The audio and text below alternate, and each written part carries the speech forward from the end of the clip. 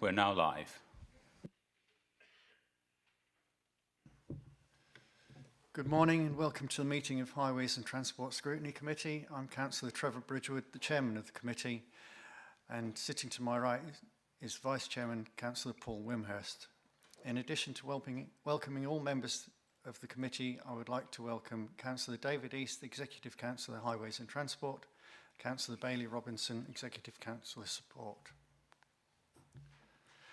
Before we begin, there's the standard announcement. If we have a fire alarm, we need to leave the council chamber through the rear doors, into reception and assemble in the car park at the front of the building and wait further instructions.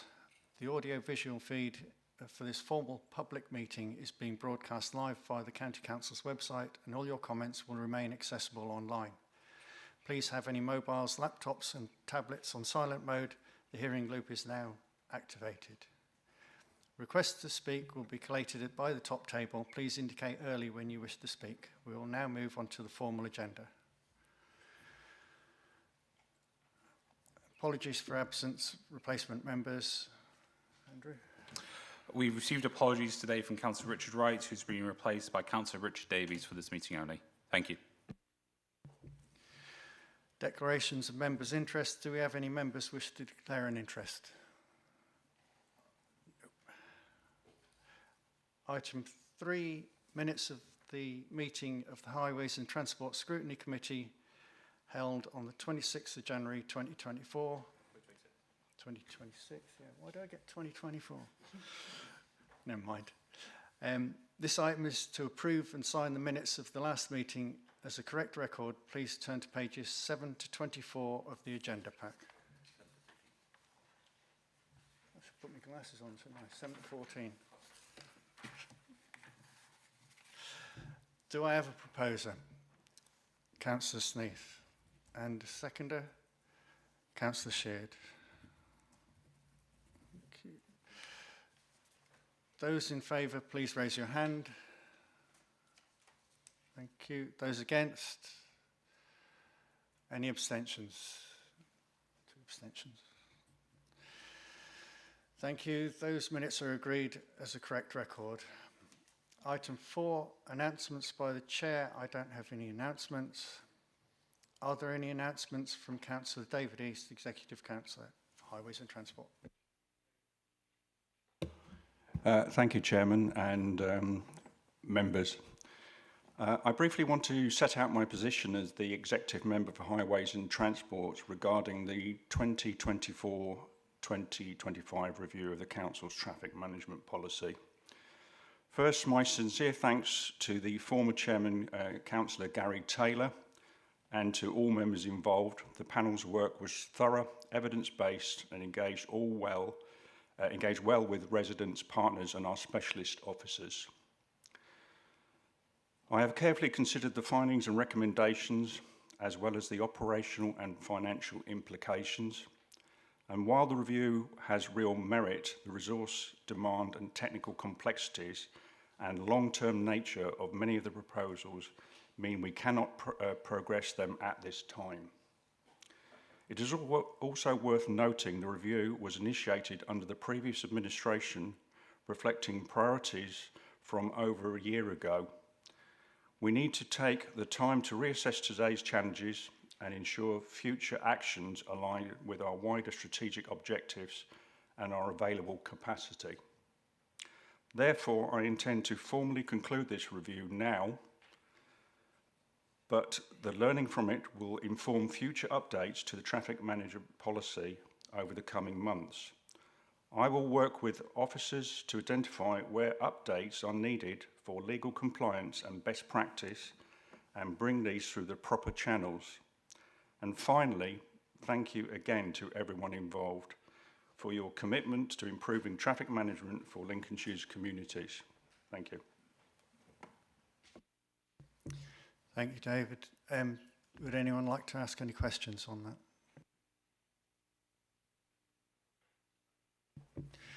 that? Thank you very much. Item 5, Highways Infrastructure and Asset Management Strategy 2026-2029. This pre-decision scrutiny report can be found on pages 15 to 106 of the agenda pack. This decision is due to be considered by the Executive on the 8th of April 2026. The report will be presented by Jonathan Evans, Head of Highways Client. Jonathan. Thank you, Chairman. Today I'm joined by Tom Gifford, Client and Contract Manager, and Claire Dixon, Policy and Asset Manager. And if it's okay, I'm going to run through a presentation just to pick out some of the main themes and the highlights from the strategy. Next slide, please, Andrew. So the strategy itself, we've got an absolutely huge network in Lincolnshire. It's valued at about 12 billion.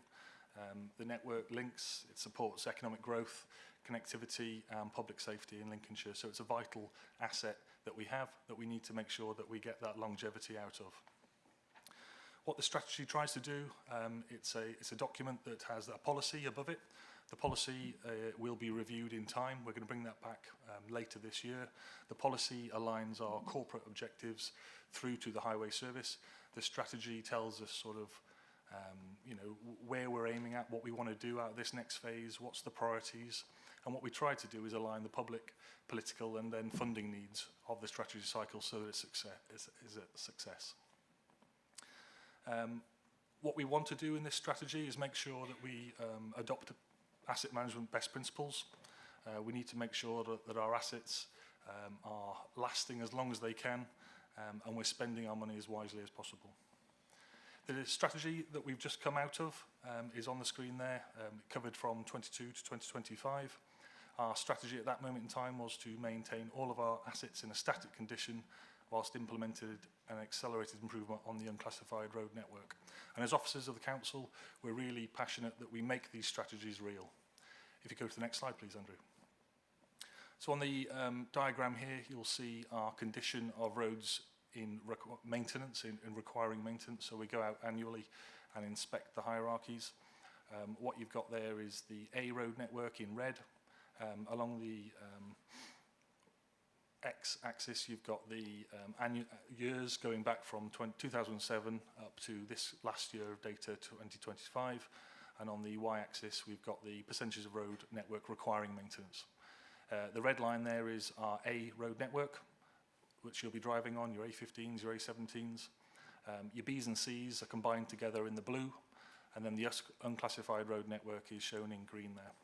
Of a network, our length of about 9,000 kilometres, we've got about 4,000 kilometres in the unclassified, 2,000, 2,500 in the Bs and Cs, and then about 1,000 in the A road network.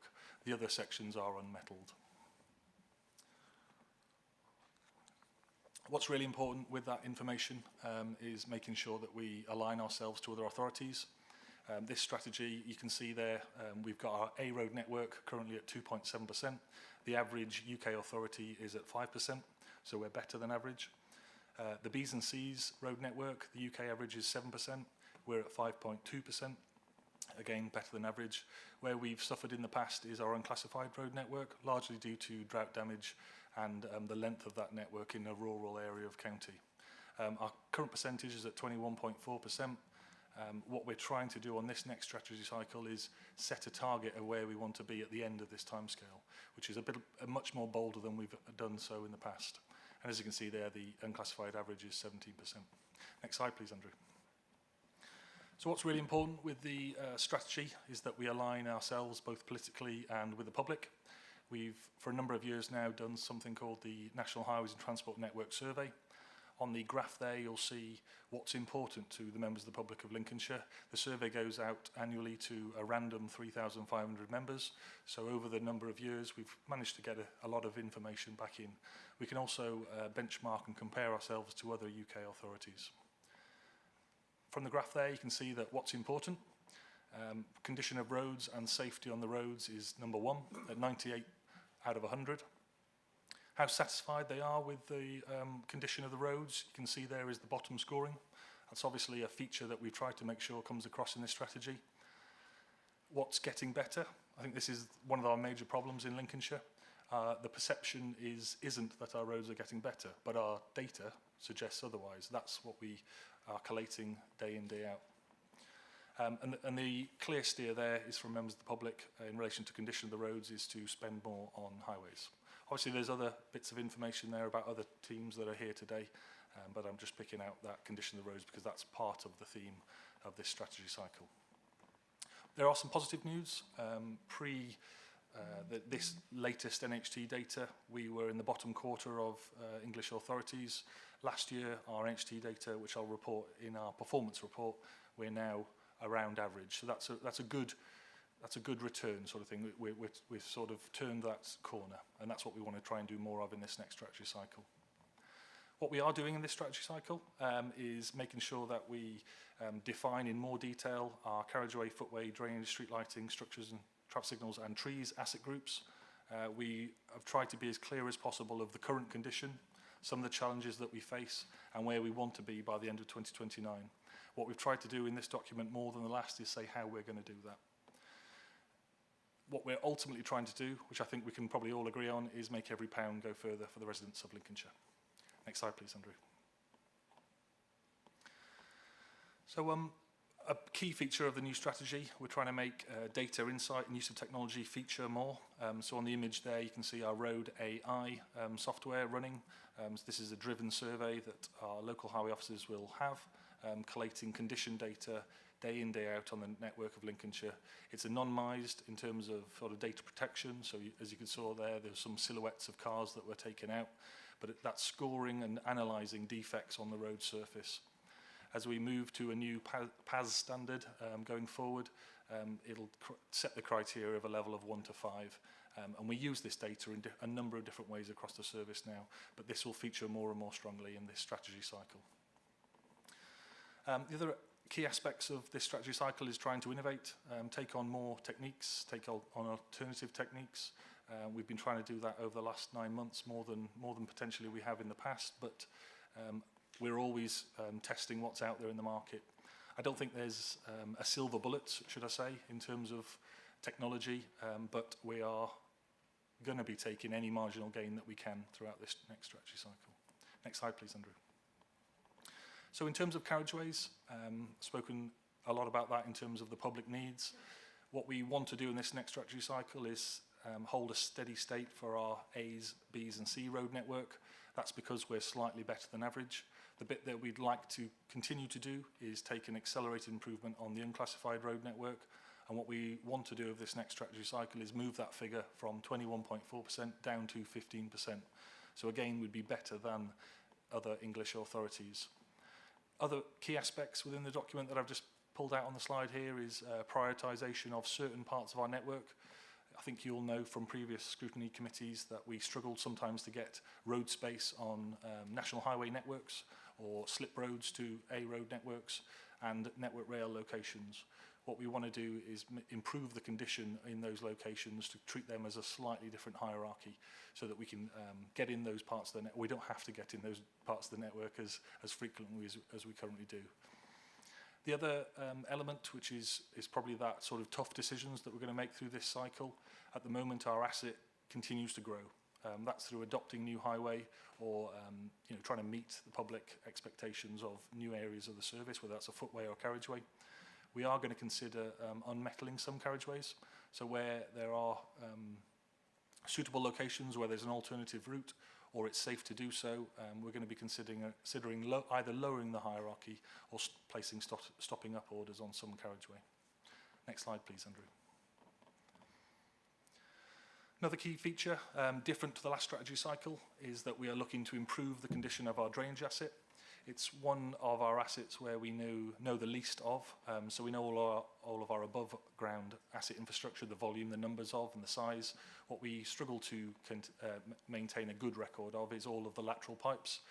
We've been improving that ever so slightly over the last couple of years, but we'd like to continue that further in this strategy cycle and also improve the condition of it. We set a new risk-based approach a year ago. We'd like to take that one step further, make sure that we've got that frequency of cleansing at the right level, at the right locations in Lincolnshire. What we may need to do there is elongate the cleanse frequency on some of those sites at the back end of the next strategy cycle. Therefore, locations where we're seeing that when we return, the silt level is low, and the need, therefore, isn't that the gully pot is full. What we can do with that, though, is reprioritise funds to more critical areas of the network and try and avoid those known flooding hotspots that we have on the network. Next slide, please, Andrew. Another change for this strategy cycle compared with the last one is we'd like to invest in a gradual improvement of our traffic signal stock. Over the last 4 or 5 years, our age profile of the stock has risen. It wasn't a plan for us to do that, but it has aged in terms of the responsiveness of what that is. The risks there that we face is that we have controller and technologies that become obsolete, and what we don't want to have is when a critical bit of network goes down, we don't have that kit available. So what we'd like to do is bring that back down to 25 years within this strategy cycle and invest a little bit extra into that network. We're also working with traffic signals to look at the flow, making sure that technology is up to date as it can be, and a good example of that is referenced in our performance report later, where we've made a shift from a Scoot system over to Fusion. That's just looking at new technology, looking at prioritisation of vehicles travelling on the network. Final bit on there is we think we can make some good use of connected vehicle data, making sure again that we understand flow of traffic around our urban centres and making sure it's as optimised as possible, because that's in that what are the priorities for members of the public, that was up there as one of the top. Finally, you'll be pleased to know the other structures, the structures group itself, our bridge condition stock indicator is above national average. That's an excellent place to be. We've decided to keep that in a static condition. That's just from knowledge worldwide. This is the sort of asset group that you don't want to push. You don't want to take it to a risky position. Our structures are critical to our road network, so keeping them in a high level is where we want to be. Street lighting, we again want to keep this one as a static condition. However, we think it's the next strategy cycle. The age profile of this in terms of column replacement is likely to be a pressure, but that doesn't seem to be featuring in this one, and that's from some of the integrity testing that we've done in the last few years. From a footways perspective, we are committing to do a hierarchy review. We currently have 4 hierarchies, which we'll cover in the high-ump later today. What we again are looking to do on the footway hierarchy network is look at sites where we potentially could unmetal. They're sites that are no longer used, or we will engage with local members and communities just to make sure that that's appropriate. But there we are looking to have those sort of challenging discussions, and again that's to reprioritise money to other parts of our network where they're more critical and used. Finally, trees. We do identify them as a separate asset group, which I think is right to do and considered as best practice. What we are looking to do in this next strategy cycle is shift from a reactive to preventative maintenance as much as possible. At the moment, a lot of our spend is reacting to safety concerns. What we'd like to do is more tree-lined streets, pollarding, basal growth, and try and do that in a more planned way. Next slide, please, Andrew. Okay, this is the last slide from me. This just gives us a flavour of how much budget that we anticipate to have over this next strategy cycle. Our main funding sources are LCC Highways and the Department of Transport. What we are looking to do here is align those things with the strategy. You can see for 26, 27, 27, 28, 28, 29, 30 that we are at or above static condition, and that allows us to do this extras that we're looking to do. So that is accelerate improvement of the unclassifieds, improve drainage, and do a gradual improvement on the traffic signals whilst keeping all of our other asset groups static. I think that concludes my presentation. We're taking this decision to the executive on the 8th of April. Thank you.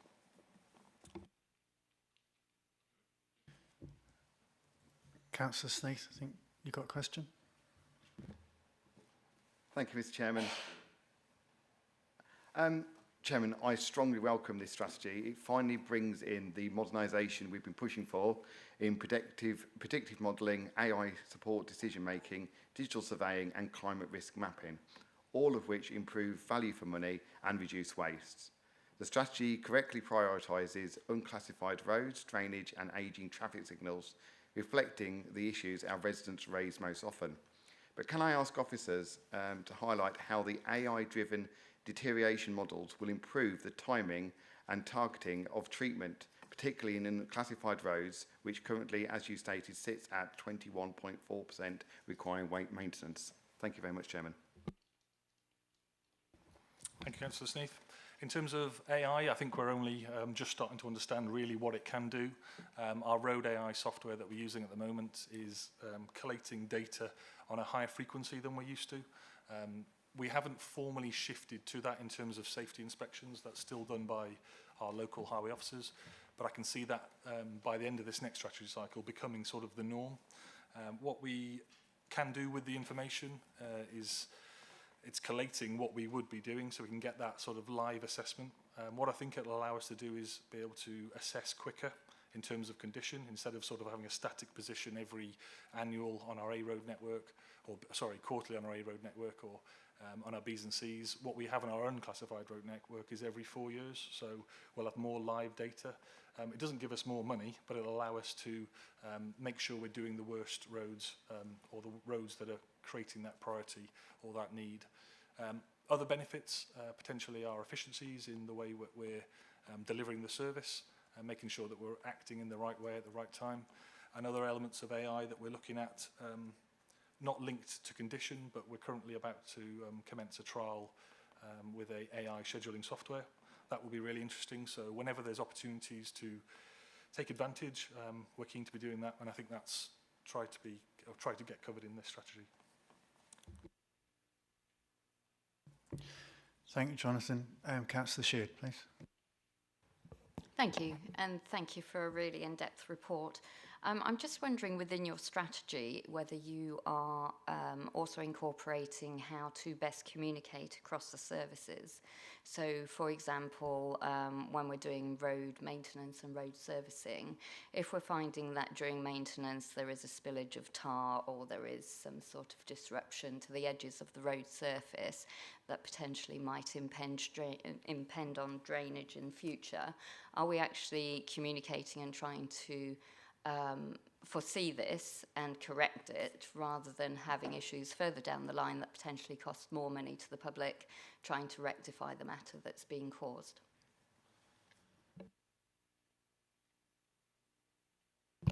Thank you, Councillor Sheard. In terms of the strategy itself, this document is very much about asset management maintenance. We do have a customer liaison engagement strategy, the one we brought a couple of months ago, but you're right to say that they do need to interact. As a service, looking around at my colleagues, in terms of the example you gave there, a good example, I think we'd be looking to ensure that if it's a defect, that's remedied by the contract. We don't want to be passing on any issues. Wherever we can, we want to improve our interaction and engagement with the public. Some of that might be through AI, linking back to the previous question. And we're going to be taking as much opportunities as possible to surface information, make it transparent, make it so that members of the public can see what's coming up in a programme. So I think they need to align. If there's anything that, like a spillage, for example, I'd be expecting our contractors to react there and then if it's an environmental risk, and we'll be rectifying that, on a site-by-site basis. Councillor Davies. Thank you, Mr. Chairman. I've got 6 questions. Would you like me to do them individually or as a block? Individually, Jonathan, does that suit you? Thank you. Well, Mr. Chairman, the strategy is what it is. It's a good strategy. It's basically what was in the last one and probably the one before that, so there's nothing particularly new. I think the reality is, when you read it, it lacks ambition when you factor in the £52 million in uplift the County Council has. And it is uncertain, and my line of my questioning is a bit on trying to narrow down as to what we're actually saying. And I have to say, Councillor Sneath, we agree on most things. I'm not convinced people are terribly worried about the condition of our traffic light network compared to the condition of our roads. So I think we agree to differ there. My first question, Jonathan, the forward states that maintenance will be prioritised over new infrastructure, and there's a suggestion that there's a funding shift from capital to revenue. Yeah, I can't see in the strategy or in the budget papers how that's defined. What is the size and point of change for that shift financially? Thank you, Councillor Davis. In terms of the funding, the highway maintenance block, DFT, is largely our capital pot that we get as a council. The other element comes to us as LCC revenue. On the 1st of April, we capitalise a large chunk of that to put into highway maintenance. I think the comment in the start of the strategy is as much to do with we can't just continue to grow our asset without having that funds for maintenance. But you're right to say in terms of what is stopping or changing in terms of budget, I don't think there's anything in terms of highways different to what was there previous year. Thank you. A second question. There's a lot of talked about kind of life cycle planning, and I think all members would agree that that's really important, that, you know, prevention is better than reactive repair. I can't see from the strategy any real ambition around that, and I wonder if it's possible, and this may be a better question for the performance report, so forgive me, Mr. Chairman, you know, what is the budget split between preventative resurfacing and, you know, reactive resurfacing? We're seeing a lot of reactive at the moment, and we are aware, obviously, that the administration have cut a lot of preventative spend, so it'd be useful to have a figure about that. Yeah, I can answer that one, I think. So in our latest Department of Transport transparency reports, we're asked to split out that information that's currently on our website. In terms of the spend of our total, which is the DFT and the LCC funds, we spend 12% on reactive maintenance. Aligning with the strategy, as an asset manager, whilst we want to deal with safety issues right now, what we need to do longer term is spend it on preventative maintenance. So I think that split is in a good position when we compare ourselves to other authorities nationally. What we don't want to do is spend more and more doing potholing, whilst that is a short-term need. Where we want to be investing in is that preventative maintenance, surfacing, and an element of this extra funds that has come to us as 4 million. There is a chunk of that going to preventative maintenance. So we're looking to adopt a new treatment, which is sort of a mastic asphalt solution.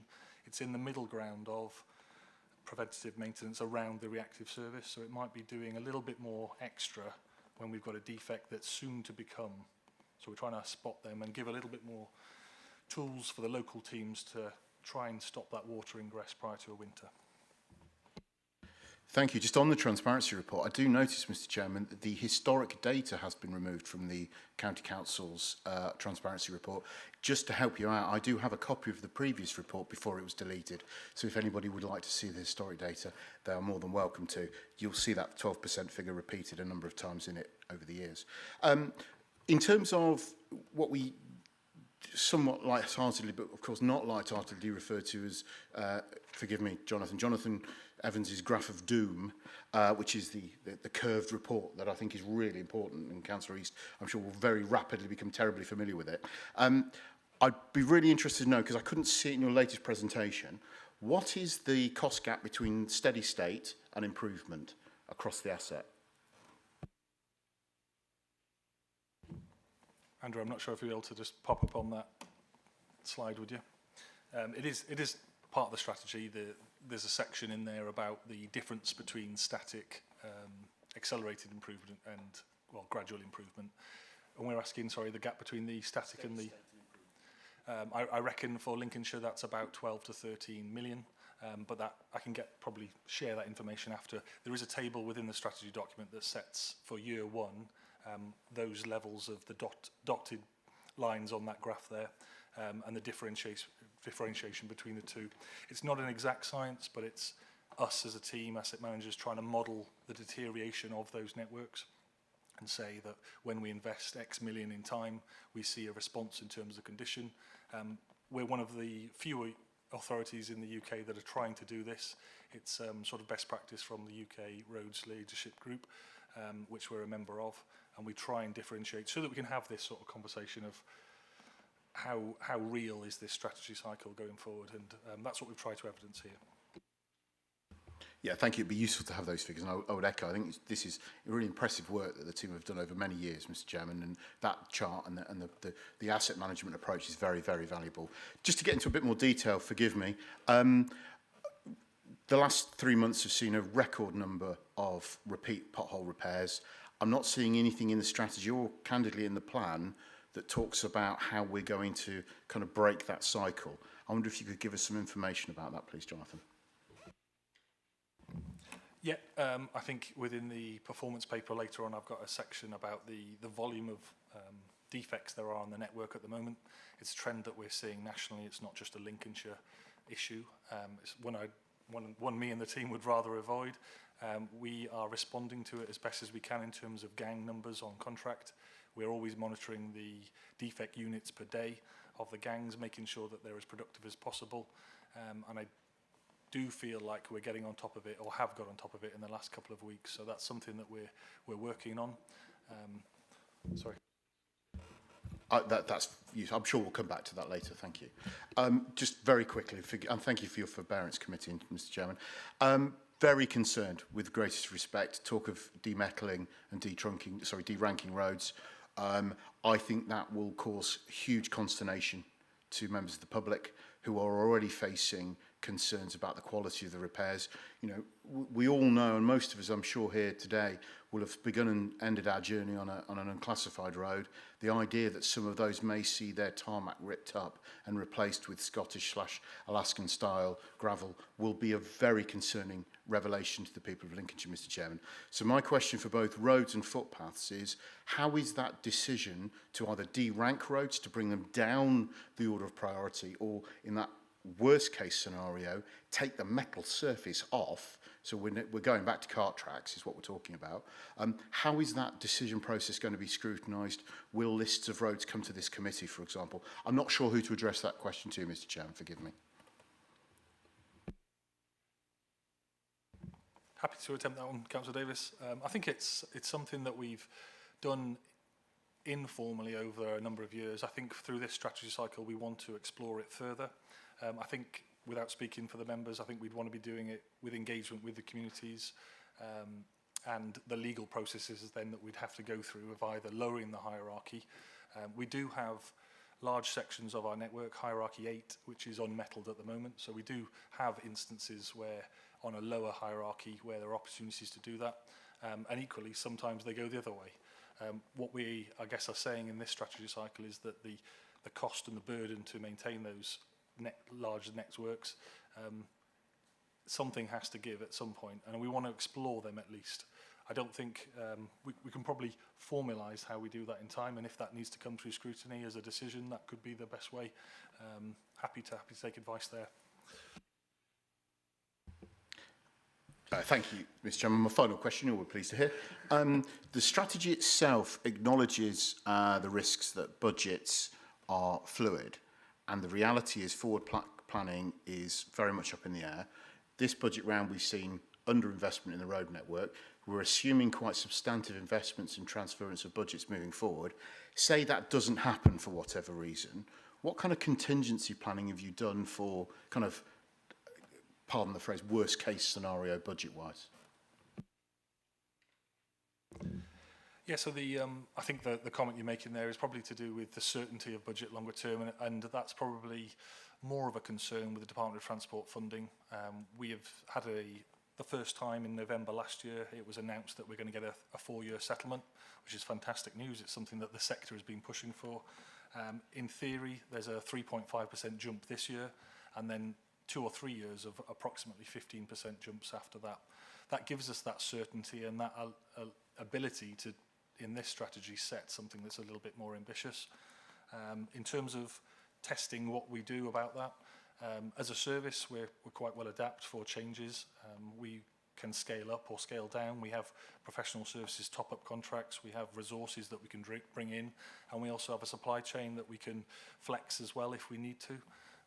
In terms of scheme selection, we're currently basing it on the strategy of that money's going to land. If and when they don't, simply we defer schemes to the next year and set our budget accordingly. Obviously for the next year, with confidence, we can say that that's real. The years after, about September time, we'll start making forecasts on our next year budget level and make sure that we align our schemes to that. So I don't think there's a significant risk other than we don't meet our aspirations of this strategy cycle if those funding don't come to fruition. Thank you, Councillor Davies. Given your previous experience, I was expecting some quite detailed questions, so thank you for not disappointing me. Councillor Clark. Thank you, Chair. One question, one comment. The question is on drainage. You say, you know, the records aren't very good on that. But when you put it into reality, it's no good when you go to a flood and you say that our assets are all right, you know, then it goes into someone else's and it's their responsibility. So is there any ongoing investigation, joining together, working together with other organisations to identify the whole system? And the comment is on communication. The document is fine, don't really mean a lot to residents.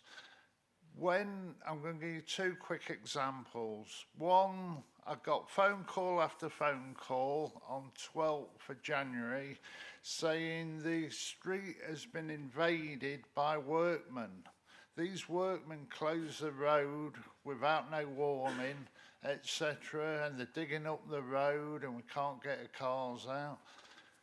They got the letter on, you know, under communication. They got the letter in the afternoon or the next day, but the letter was actually dated to the 6th of January.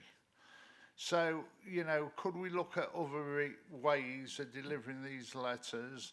And, you know, it wouldn't be amiss of me to go through a highways meeting without mentioning St Catherine's that yet again got flooded and yet again got the normal, equipment's working fine. We'll let you know in 14 days what happens. That's if you're not flooded. Thank you. Thank you, Councillor Clark. In terms of the working collaboratively with others, it's something I would expect us as a service to be doing. We work as well as we can with the Environment Agency, Anglian Water and other you know, foul sewer distributors in Lincolnshire. In the example that you gave there about St Catherine's, I know we've been speaking on email and yeah, really sad to see the water within the road at that, you know, peak rainfall that we had last couple of weeks ago. What we have found there, it's never as simple as you'd like it to be. That sewer connects to an Anglian water system. The Anglian water system runs into Sinsel Drain, and the problem that we're getting there is when Sinsel Drain is high, the water level within the highway is at the same level. So we can't discharge from that system outwards unless it's a pump system. That's a whole level higher than what we're currently doing. What we are looking to do for the residents of St Catherine's is try and look at non-return valves. It may not completely solve that situation, because if the water level in the river is high and we're trying to discharge of it, we're looking sort of a gravity ultimately to level those two systems. But it will stop any water coming back up if there's a failure in the flat valve into Sinsel Drain. So yeah, keen to make sure we do that better. And on that example of the 7th of January, can't explain how that's happened and apologise.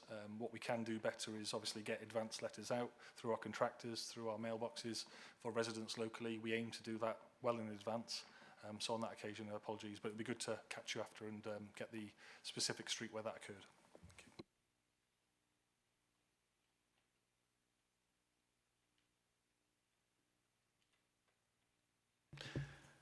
Thank you.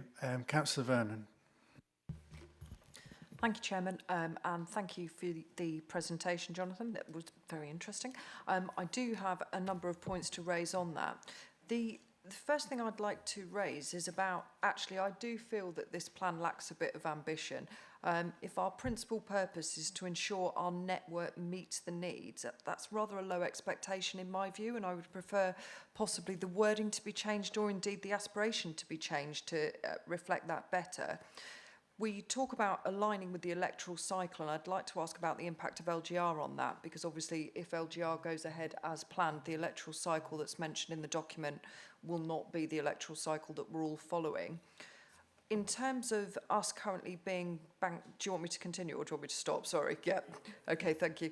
Band 3 compliance, is that an annual review that we currently undertake, or is that sort of based on a longer period of time? I'd also like to ask about communication. I share Councillor Clark's concerns regarding that. You will be aware from a previous incident I had in my patch that Twice they were informed that work was taking place. Twice that work did not take place, and then they turned up on a day that was wholly unexpected, causing absolute chaos, quite frankly. I am really pleased to see on page 33 that our road network hasn't declined in recent years as it has done in the national picture. But I really do feel that ensuring our network meets our needs is not really an ambitious viewpoint. And I'm concerned that we're not challenging and not looking hard enough at how we can improve and make life better for Lincolnshire residents. The budget pressures that you've anticipated in the next strategy cycle on your slide, and I'm really sorry I can't quite recall, I think it's to do with street lighting. Is this not something that we should be considering now to prevent a problem in a few years' time, and actually looking at what we can do to get ahead of that curve, perhaps by allocating extra funding for that? And yeah, those are my points so far. I may have a couple more, but if I sort of leave it there for now. Thank you, Chairman. Thank you, Jonathan. Thank you, Councillor Vernon. I'll try and address them one by one, but give us a shout if I miss anything. In terms of the lax ambition comment, I feel like it doesn't. I feel like there's some quite ambitious statements in this document, and against each of the asset groups, that shift from saying how we're going to do it and where we're going to be at the end of this strategy cycle is quite a bold statement in terms of this sort of document.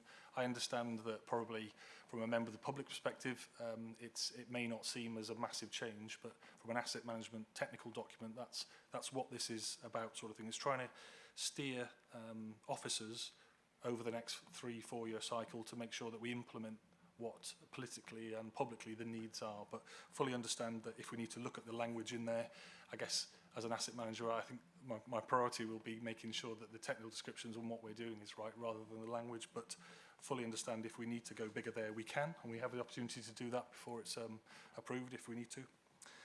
In terms of LGR, I think it's a really valid comment. We have set this assuming that the existing cycle runs. I guess if and when the organisation changes to a different one, we would probably reset it then if that was the political will, or if there was a shift in direction, we'd also have that opportunity to bring it again. It's not, whilst it's sort of badged as a 3-year document, it's not set in stone as such. If there's a shift where we need to be making, we'll happily work on that document and bring it back. In terms of the Band 3 comment, that's probably something that we need to take away as an action. Band 3 was a Department of Transport requirement a number of years ago, probably about 5 or 6 years ago, where each authority would self-assess. That document now has turned into a transparency report, so maybe we've just got to tweak that language to make sure that people don't get the wrong impression. In terms of what we're doing there, we present on our website the transparency data, and we also fill out a questionnaire on an annual basis. That information now becomes more important going forward. It can influence 25% of our funding. So making sure that we are meeting the requirements of the Department of Transport is essential, and it is one of those risks that Councillor Davis flagged earlier. In terms of communication, again, yeah, really keen to work with members and our team to make sure that we're communicating proactively, making sure that when we say we're going to be there, we're there. Sometimes there's programmes of work that are weather susceptible, such as surface dressing. They're really hard to plan. We try and give sort of a weather window in those instances. We try and do our best to be there. We don't want to disrupt members of the public. We want to give them an early warning. So it's not something we're trying to do. There's no benefit for us to do it. Yeah, I'm pretty keen that we work on that over this next strategy cycle to make sure that we get that confidence going forward. In terms of, I think it was the road condition, and it's the sort of ambition again. I think it was related to page 33. We've got a 9,000 kilometre network. So when we talk about a gradual improvement or accelerated improvement, we're talking funding levels need to be sustained for either 10 or 20 years. Sadly, the length of our network in Lincolnshire, it's not an overnight fix, so it is all gradual improvements. It's probably, for the rest of my career, I'll be trying to work on this problem. It's not an overnight fix. Hence, maybe that's why the document itself isn't a, look, we can fix this. It's small improvements and efficiencies throughout the service. In terms of street lighting, the issue that we've got is we're monitoring age profile of our columns. We do integrity testing to measure the thickness of each column.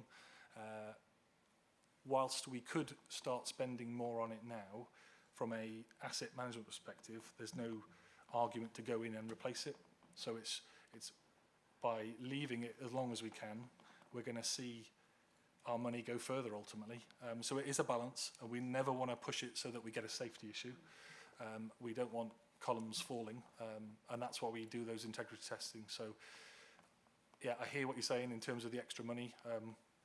Extra money would be fantastic for the highway service. I think we wouldn't ever turn that away. At this moment in time, though, we wouldn't be pushing it all into the street lighting. All we'd be doing is sort of smoothing an age profile thing instead of intervening when they need maintenance. Hopefully that makes sense. Thank you. Chairman, could I be really cheeky and just come back with my 2 further questions, and then I have finished, I promise. Can we just go to, there's got a couple more questions. Yeah, of course so you we'll can. Go to those. Absolutely no problem. If we've Thank got you. time, we'll come back. Thank you. Thank you. Councillor Christopher. Thank you, Chair, and thank you for the report there, Jonathan. I'm quite concerned about the highlight on flag paveways, which I've obviously sort of emailed out about earlier this week as well to get a bit more information. I'm looking at my notes here. So my understanding is that these flag pavements make up about 2.7% of the network total, but are resulting in 39% of our liability claims for injuries and trips and falls. And I've confirmed as well that 45% of those flag pavements fall within Lincoln as a city and a more urban environment. So my assumption is that the majority of these fall into more urban locations. In Lincoln in particular, we have a much higher proportion of people with mobility issues, and also I think certainly in areas like mine of St Giles and Councillor Chapman's area of Park, I think it's only sort of 2/3 of people have a vehicle. So that means that you've got an increased number of people using the footways, an increased number of people as well, the concentration of people with these mobility concerns, and I feel quite a legitimate concern that actually we're putting those people at increased risk. It's sort of compounding the issue. So it's saying that we've got sort of 4% of the budget or whatever else going into that area, but I'm really keen to understand how we're going to be prioritising that money and making sure that those areas where we do have much higher proportions of people reliant on the footways being safe and well maintained will go into repairing those older flagged footways so we can get on top of that issue. And how much of that, I think it was, I can't remember what the overall it was now, but how much of that 87 kilometres, if you like, is likely to be repaired within the following year? And I do have another question which I'll come back to in a moment, if that's okay. I mean, I haven't got the exact answer to the last question there, but I guess we can talk around the subject in terms of what we're doing. We've identified flagged pavements as a potential safety issue. Our local teams will be going out and inspecting them on a frequency defined within the HIAMP, which is the next document that we're about to run through. We won't be leaving trip hazards that form a safety issue. We'll be having to do some sort of remedial locally there, whether that's an asphalt solution or resetting that one tile. In terms of the strategy, what we have correlated is the volume of claims, as you rightly say, on such a small length of our network. We'd like to, in time, at the right location, shift them from a flagged to an asphalt. For hierarchies 1 and 2, they're typically sort of your town centres, your highly trafficked footways. The aesthetics of those locations will outweigh probably us trying to move them to asphalt. So on the high street, around the cathedral, they'll be staying as gobbles or staying as flagged sets. What we'd like to do in this strategy cycle is invest more into the hierarchy 3s and 4s and remove that liability and that safety issue and the ongoing sort of safety repairs that we're doing on the network. So I've probably best getting you the final question there and taking that as an action. But happy to work with you on, Lincolnshire, and you're right, Lincoln, sorry, and you're right to say that a large majority of them will be in Lincoln and our other urban centres. That's fair, thank you. And just one more as well. So with regards to because you mentioned in the chart there about the arboriculture, which is, did I get that right? I don't know. There we go. I think the report itself sort of accepts that there has been a lack of funding into that area for quite a long time, and it's now getting to the point where actually a lot of those trees are likely to age out, which means they'll hopefully be replaced at some point. But I've sort of gone through the figures here, so I think we've got 1.33 million being spent and about 69,380, well, exactly 69,382 assets that we've sort of located. That works out about £19 per tree per year, which I don't believe is enough for us to be maintaining those to a standard that's going to get on top of the issue. And this all circles back round really to the previous question as well, that these trees, when they're left and we aren't on top of them, the root growth starts to damage the pavements. Certainly in St Giles in particular, I'm thinking of Chaucer Drive, which I'm sure some of the officers may have had emails from me on in the past, certainly from my ward colleagues over there. They really are keen to see works being done. I'm looking at this and thinking there's no way that it's a drop in the ocean really to what's needed to be spent on there. And I wonder whether the executive, obviously being new, this always feels like it's the last thing on the list. And I think you even said it's sort of separated out. But actually these trees have a huge impact on our network. And actually getting on top of the management of these trees should long-term start to see a more sustainable method of maintaining our highways and our footways in particular. But again, it does seem to be these areas where you've got high level of deprivation and higher needs from a mobility perspective that are most impacted. So I'd be keen to sort of just understand a bit more about how it's changed versus the old model to the new, and how that's going to sort of start turning that corner, if you like, on getting on top of the tree issues. Thank you, Councillor Christopher.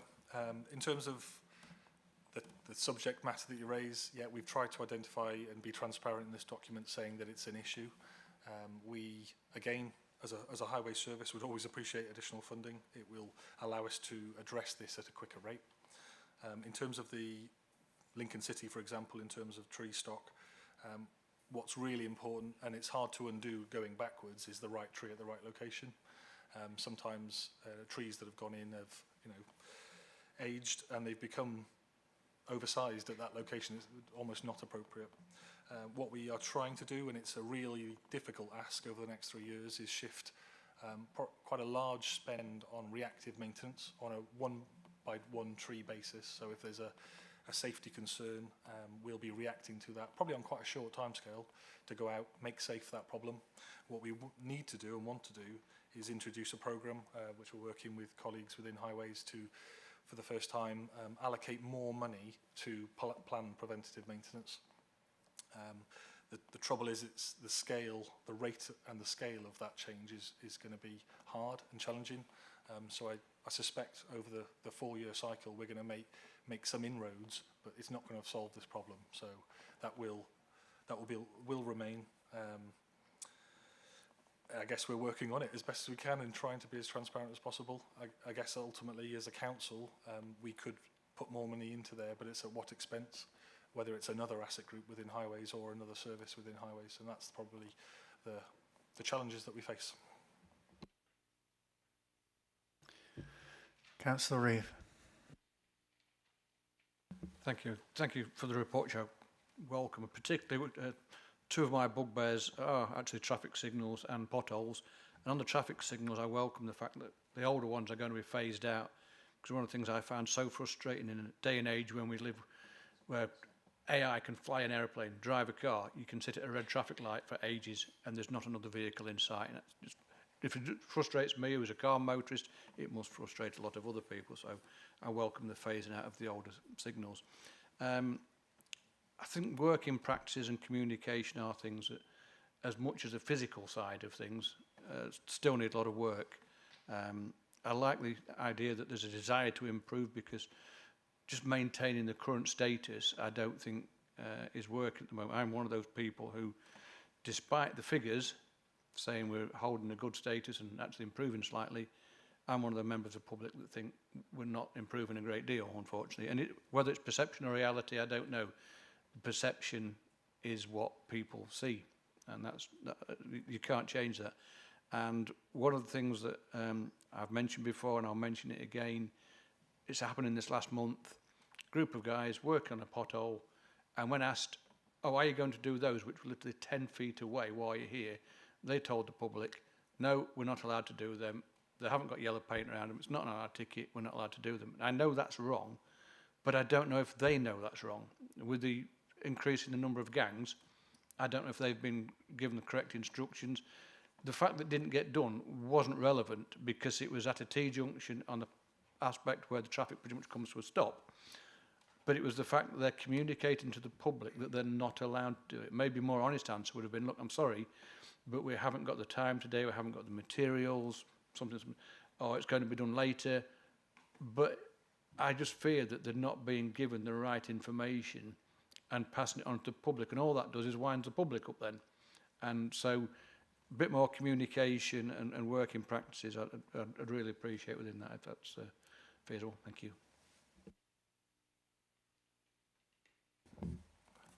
Happy to take all them away, those actions, and work on them with the team. The only one I'd probably pick up on as probably a discussion point is the contractor identified faults. Obviously you've raised that a couple of previous scrutiny committees, so we've worked with Balfour Beatty, our term service contractor, and their supply chain. We've had toolbox talks, I've seen the slide decks, we've briefed everybody on how to use tablets and make sure that they can raise them there and then in the field. I guess the honest answer to it is, whilst they've been able to address that in terms of the raising of those jobs, right now we're in a real difficult place of, we've got a work stack that is large, and we've introduced additional gangs, and if it's not a safety intervention level nearby, and that's probably where we're talking about, is it one that's soon to be a pothole, or is it a high amp policy intervention where we need to get in there in a timescale? It's whether we are then reprioritising that work to not hit the next critical one round the corner, or the next critical one a street away. It's that decision making as a pothole gang. In theory, they have the ability and to do those sifts. It's just making sure we get the right balance there. Can I just come back on that, Chair? My point wasn't the fact that they didn't do the work. You kind of missed the point. The point is that they're telling the public they're not allowed to do it. That's the issue. I totally understand why they didn't do it, but managing public expectations is a big part of what I find myself doing, because I get the sharp end of it. I make myself very public. You're sat in an office hiding out the way. You don't tend to see this, and I get it in the neck from the public. And it comes down to just a communication. All they had to do was say, yes, we're aware of that, but we haven't got time, we haven't got the materials, anything like that. But to tell them they're not allowed to do it is the point I'm getting at. And they are allowed to do it, I know they are, but that wasn't what they're communicating. It just winds the public up, and that's the aspect. Thank you. Yeah, happy to take that away and make sure we brief the gangs differently there to make sure that it's a clear explanation of what they can do and can't do. Thank you.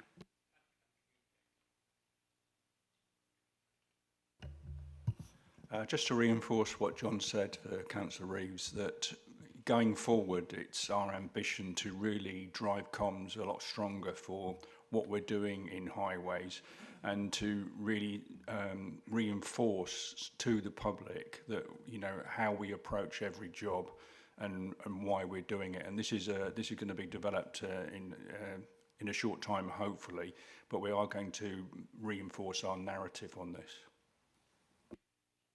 Yeah, it wasn't so much the fact the work didn't get done, as I say, it was the communication from the contractor on the site telling something that I know to be incorrect. Yeah, that will be, we will address that certainly, and we're certainly going to also educate the public into what we're doing.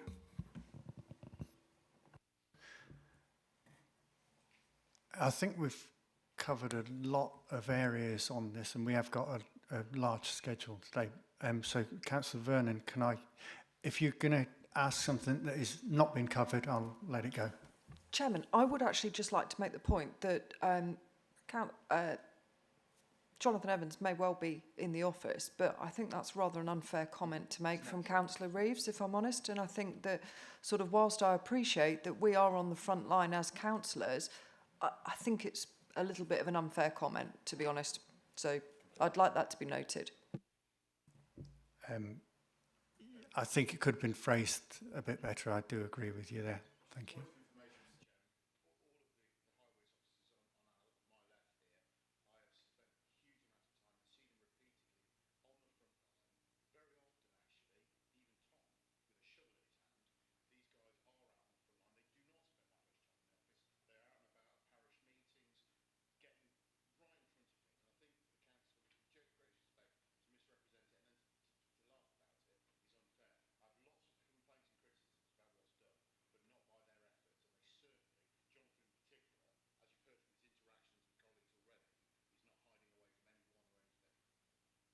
If I could just mention that, I was not intending offending anybody. I was just saying that, generally speaking, the councillors are the one at the sharp end. And if I offended Jonathan, I apologise. Thank you. Thank you, Councillor Reeve. And I have to say that in all my dealings with highways officers, they've been very efficient and very forthcoming. So well done. Thank you all for your questions and comments. Now concludes the discussion of this item. A summary of our comments as captured by the Scrutiny Officer will be shared with the Executive for their consideration. I move that the committee has considered the report to the Executive and that we acknowledge the recommendations to the Executive. Do I have a seconder, please? Councillor Sneath. Those in favour?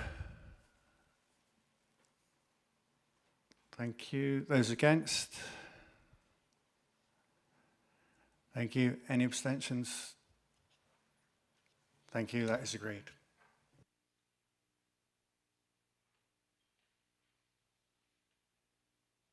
We now move on to item 6, Highways Infrastructure Asset Management Plan 2026. This pre-decision scrutiny can be found on pages 107 to 272 of the agenda pack. This decision is due to be considered by the Executive Council for Highways and Transport between the 23rd and the 27th of March 2026. The report will be presented by Claire Dixon, Policy and Asset Manager. Thank you, Chairman. The Highways Infrastructure Asset Management Plan is the cornerstone document that sets out how Lincolnshire County Council manages, maintains and invests in its extensive highway infrastructure. More than simply a technical manual, the HIAMP provides the structured evidence-based framework that enables the Council to make consistent, transparent and value-for-money decisions about the county's assets. Its core objective is to ensure that we adopt a systematic, risk-based and forward-looking approach to maintaining the network, one that reflects national best practice, responds to changing legislative requirements and supports both operational delivery and long-term strategic planning. The HIAMP provides a comprehensive, detailed reference for how we manage our 5 key asset groups: highways, carriageways and footways, drainage, structures, street lighting and trees. The HIAMP is a living document. Each year it is updated to reflect operational learning, budget decisions and any changes in national guidance or statutory requirements. This regular review ensures the plan remains an accurate and comprehensive document of how the service operates in practice. Critically, the HIAMP plays an essential role in helping the Council meet its statutory obligations and defends its actions when challenged. Under the Highways Act 1980, Section 41 imposes an absolute duty on the Council to maintain highways that are maintainable at public expense, and Section 58 provides a legal defence to the authority, but only where we can demonstrate that we have taken all reasonably required care to keep the network safe. Our HIAMP is fully aligned with the well-managed Highway Infrastructure Code of Practice, which emphasises a risk-based approach rather than a fixed prescriptive standard. It is therefore vital that our local policies and processes as set out in the HIAMP reflect these expectations. In doing so, the HIAMP acts as an essential tool in demonstrating that our approach to managing defects, inspections and maintenance is both reasonable and defensible. Over recent months, we have undertaken comprehensive review of our existing practices, performance data and benchmarking information from other authorities. This review has identified several areas where updates to our processes, standards and response time are both justified and beneficial. These changes strengthen our risk-based approach, ensure our practices remain defensible and support a better allocation of resources. All of the following amendments can be found in the report pack between pages 251 and 259. This year's HIAMP focuses on improving clarity, accuracy and alignment with current operational practice. Several terminology updates, corrections to outdated system references and refinements to asset classifications ensure the document remains transparent, up-to-date and fully reflective of how the service operates today. These changes strengthen the Council's defensible position by reducing ambiguity when members of the public refer to the HIAMP. Updates to network lengths, drainage and structural asset categories along with refreshed definitions across multiple volumes, provides a more accurate representation of the network. Maintenance cycles have also been reviewed to reflect modern working practices, including refined streetlight inspection and structural testing regimes that now align with the transition to LED technology and the planned completion of the current testing programme in 2026. Further improvements offer clearer guidance on vegetation management, sight lines and verge issues, ensuring a more consistent basis for responding to public concerns. Amendments relating to graffiti removal, obstructions and other safety-related matters now give stronger definitions of what constitutes urgent or offensive issues, supporting more consistent decision-making. The amendments also include rectifying previous inaccuracies in the document, for example, clarifying the correct bollard cleaning responsibilities. These adjustments do not represent changes in practice, but ensure the high AMP now reflects the way the service has operated since the start of the contract. For Volume 4 structures, this has undergone several significant and positive enhancements this year. We've introduced a more detailed and transparent breakdown of inspections across both the public rights of way and non-public rights of way structures to improve clarity. A particularly beneficial improvement is the revised inspection frequency for bridle bridges. As these structures present the highest level of risk, the review has also led to their inspection cycle being brought forward from every 5 years to every 2, ensuring risks are identified and managed much earlier. We have also refined the threshold for principal inspections of public rights of way bridges, with the span requirement increasing from 5 metres to 8 metres. Importantly, a risk assessment will still be carried out as part of every general inspection, and any concerns identified by the public rights of way team will continue to be escalated promptly to the structures team for further assessment. This ensures that our safety and asset performance remains at the forefront of our approach. Another amendment we have made in this year's high AMP is the removal of the night scout function. This change reflects both the way the network is now used and the technological advancements that have transformed how lighting faults are identified and reported. The value of nighttime patrols has significantly reduced in recent years. With the introduction of part night lighting, patrols have limited operating windows during summer months, and most faults are already being identified by highways officers and through the public reporting platforms such as Fix My Street. These modern channels provide faster and more accurate reporting, meaning the dedicated night scout role no longer offers the same benefit. Importantly, little or no impact is expected on fault identification, as the vast majority of issues are already reported through existing officer and public routes. Finally, one of the key updates in this year's high AMP is a change to several response times, moving from a fixed 24-hour window to an end of next calendar day approach. Although this may appear to lengthen the time frame, in practice it delivers a more modern, efficient and resilient service while continuing to protect public safety. Under the previous 24-hour model, teams were often required to adjust schedules throughout the day as new defects were reported. This created operational challenges and made planning less predictable. Under the new end of next calendar day approach, teams will be able to plan work in a more structured and stable way, significantly reducing the amount of programming and reprogramming currently required and improving overall efficiency. This improved level of planning stability also enables the service to place greater emphasis on first-time fixes. By reducing the volume of reprogramming, teams can prepare more effectively for each job, ensuring they arrive with the correct materials, traffic management and equipment. This in turn supports a high proportion of permanent repairs, including saw cut reinstatements, rather than temporary make-safe interventions. The result is a more efficient and resilient service with fewer repeat visits and better long-term outcomes for the network. Crucially, this change does not affect safety-critical repairs. Emergency defects still receive immediate attention, and the policy continues to allow emergency deployment whenever required. The updated timeframe applies only to issues that our risk-based assessment confirms are not an immediate danger. This approach fully aligns with a National Well-Managed Highway Infrastructure Code of Practice, which encourages authority to adopt flexible risk-based response standards supported by evidence. Benchmarking with other authorities also shows the end of next calendar day is now widely adopted across the sector. Moving to this model ensures we remain aligned with current best practice and supports a more sustainable way of delivering the service.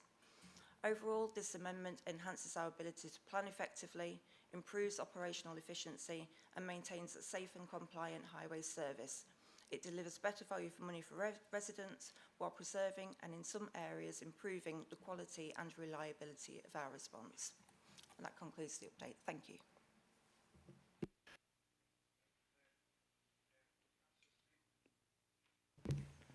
Thank you, Chairman. Chairman, this update of the high AMP, I feel, is pragmatic, no, I should have used a better word, pragmatic and modern. The removal of the night scouts and the shift to next working day responses, along with the digital inspection improvements, are sensible reforms, I feel, bearing in mind the huge uplift in Fix My Street, as reported by the officer. This will free up resources and make them available for where it matters most. It's reassuring that these changes do not require new funding, yet increase overall efficiencies. My question to the officers will be, can officers provide assurance that the move from 24-hour to end of next calendar day response times has been risk assessed and will not affect claim defensibility? And also, when will the digital inspection tools for the footways and cycleways go live, and how will they improve the survey accuracy? Thank you so much.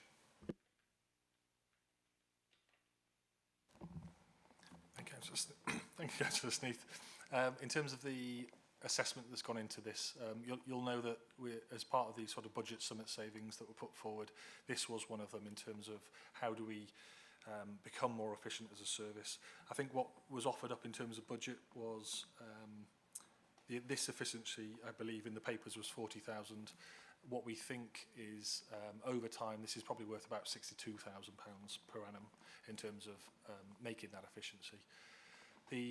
What we've done in this is looked at our other authorities around us.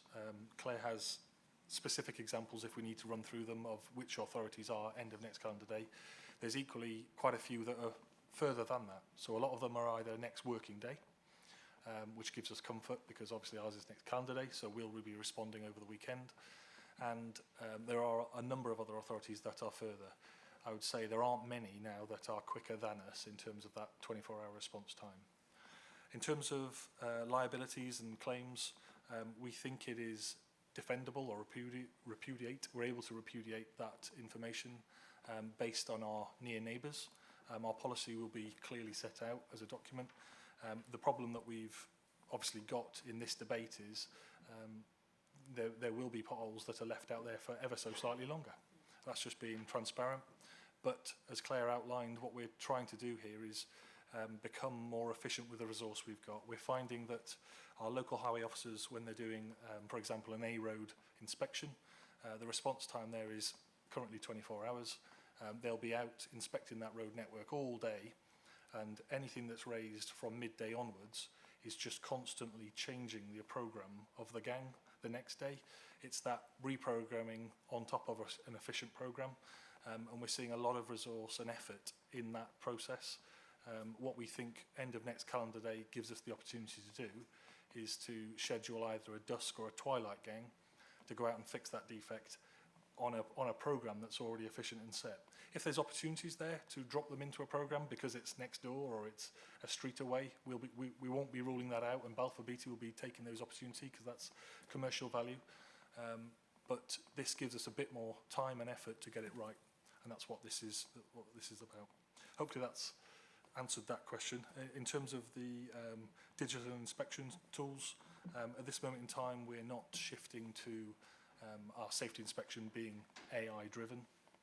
However, we are doing trials of shifting our condition inspection, which is currently done via the laboratory or via external suppliers. The AI technology there is coming, as you've sort of seen in advance there in our strategy section about road AI. By the end of this strategy cycle, we will have shifted to that. I guess what we're trying to do is understand when, as an authority, we shift to that. At this moment in time, it's still people-based, but I suspect the next couple of years, authorities will be doing it purely on AI technology. Comes with that some risks, and there will be some case law that will build up over time, and we've just got to be mindful of when the right time is to go. At this moment in time, I think this is reasonable and safe, and I think it's right that we've put this forward. Thank you. Thank you, Jonathan. Thank you, Chairman. Councillor Sheard. Thank you. Thank you for the report. Really interesting and encouraging improvements on the horizon from the sounds of it. I agree that reducing the need to constantly reshuffle diaries and scheduling should lead to more effective services and less confusion and materials ending up in the wrong places, as we do know has happened in the past. The first thing I would say is I would again urge that there is communication overlap between people attending various sites and actually seeing potentially other things surrounding, so that they feedback communication. So for example, down the A17 that I have driven most days in the last upcoming year, there is signage that has been broken and is unlegible and is of no use to man or mouse at the moment. That should be repaired, and very often I've driven past people repairing the road and there doesn't seem to be that continuing visibility on it. The other thing I would say is when it comes to repairs being reported, we should perhaps have a view of certain priority areas. So, for example, for the last 3 to 4 weeks, I've been reporting a quite severe pothole that is in direct vicinity of a school, and I've actually watched children bike through this pothole in a dangerous manner. And things like that should be reviewed, particularly in the fact that recently at another school we've just had a child injured, not through a pothole, I'll add, but through an incident that has been shouted about for a very long time. So perhaps we need to be mindful that there are certain areas that do need a bit of priority.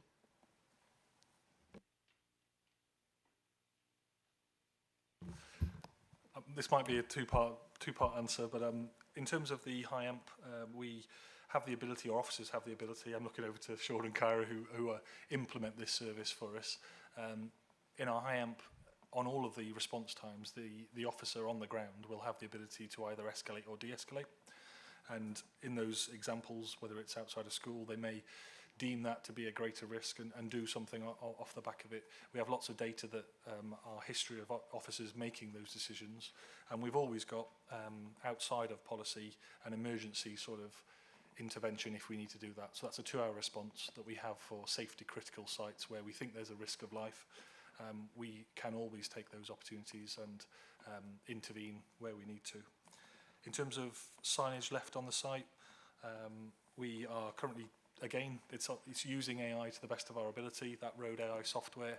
We're currently talking to the manufacturers about identifying signage, temporary TM signage that's left out on the network, whether that's an A-board or a road closure sign or a diversion sign that doesn't relate to anything that's going on. We believe that the software can prompt a question to an officer to say, do you need this? We've identified this, we've driven past it, is it still needed on the site? That can then allow our teams to either chase it up with the utility provider or chase it up with the highway works contractor and make sure that's collected in. It's a problem that you'll see, and it's something that we want to address as much as we can.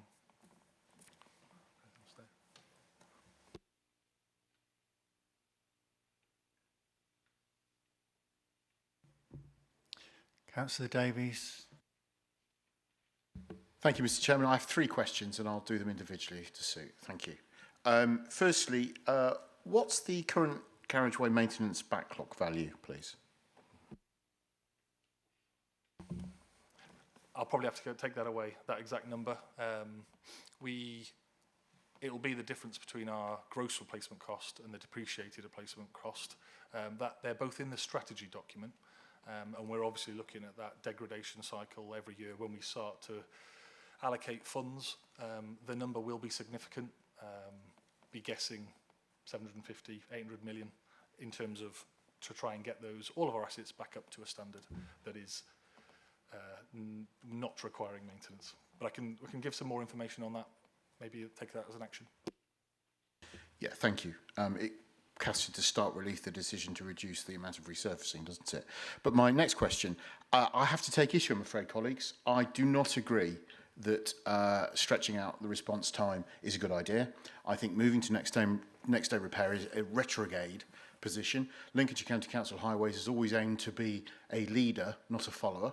And I think the reality is we are exposing public to significant risk, significant misunderstanding. And exactly the point that Councillor Sheard has just made around outside of school, very common. And I would take issue with the greatest respect, Jonathan. I think you ought to look into that, because I don't think we are seeing that ability to escalate things. I think it's fair to say we're getting a copy and pasted response back that I've never seen the word high amp used so much in officer emails, so that we're not getting that response. I think it's a retrograde mistake to make it. I take issue with the Section 58 defence premise, because as you'll see, I think it was the Derby City case relatively recently.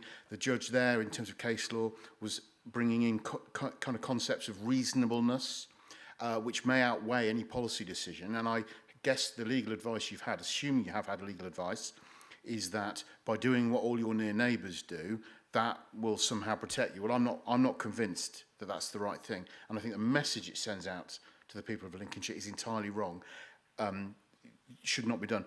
Equally, I think the removal of Night Scout is a huge mistake, because the harsh reality is, I think, and this isn't new, it's not, and it happened, in the previous administration, the number of times streetlights break, you're told they're repaired, they're not, is so frustrating. It makes you want to go out and try and change the bulb yourself at times. So I think by not having a dedicated resource getting out there, perhaps not looking at all of them, and I appreciate some are switched off at night, part night, and I maintain that's the right thing to do. But in key locations where they should be there, the fact that we haven't got a set of eyes able to go out and check them, I think is a mistake. And with the greatest respect, a few tens of thousands is a lot of money, but in terms of the impact of an accident at one of those locations where a member of the public has reported a streetlight's at fault, we've said, oh, well, it'll get picked up, or it's been fixed, and it hasn't. We're in a position where we're expecting members of the public to go out and check that we fix what we said we would, because I don't think the process for streetlights is closed. So I think that's a huge mistake. So less of a question, forgive me, Mr. Chairman, but my sincere objection to both the removal of Night Scout, but also to the shifting of the policy on next day repairs. I think there are retrograde mistakes that we will come to rue.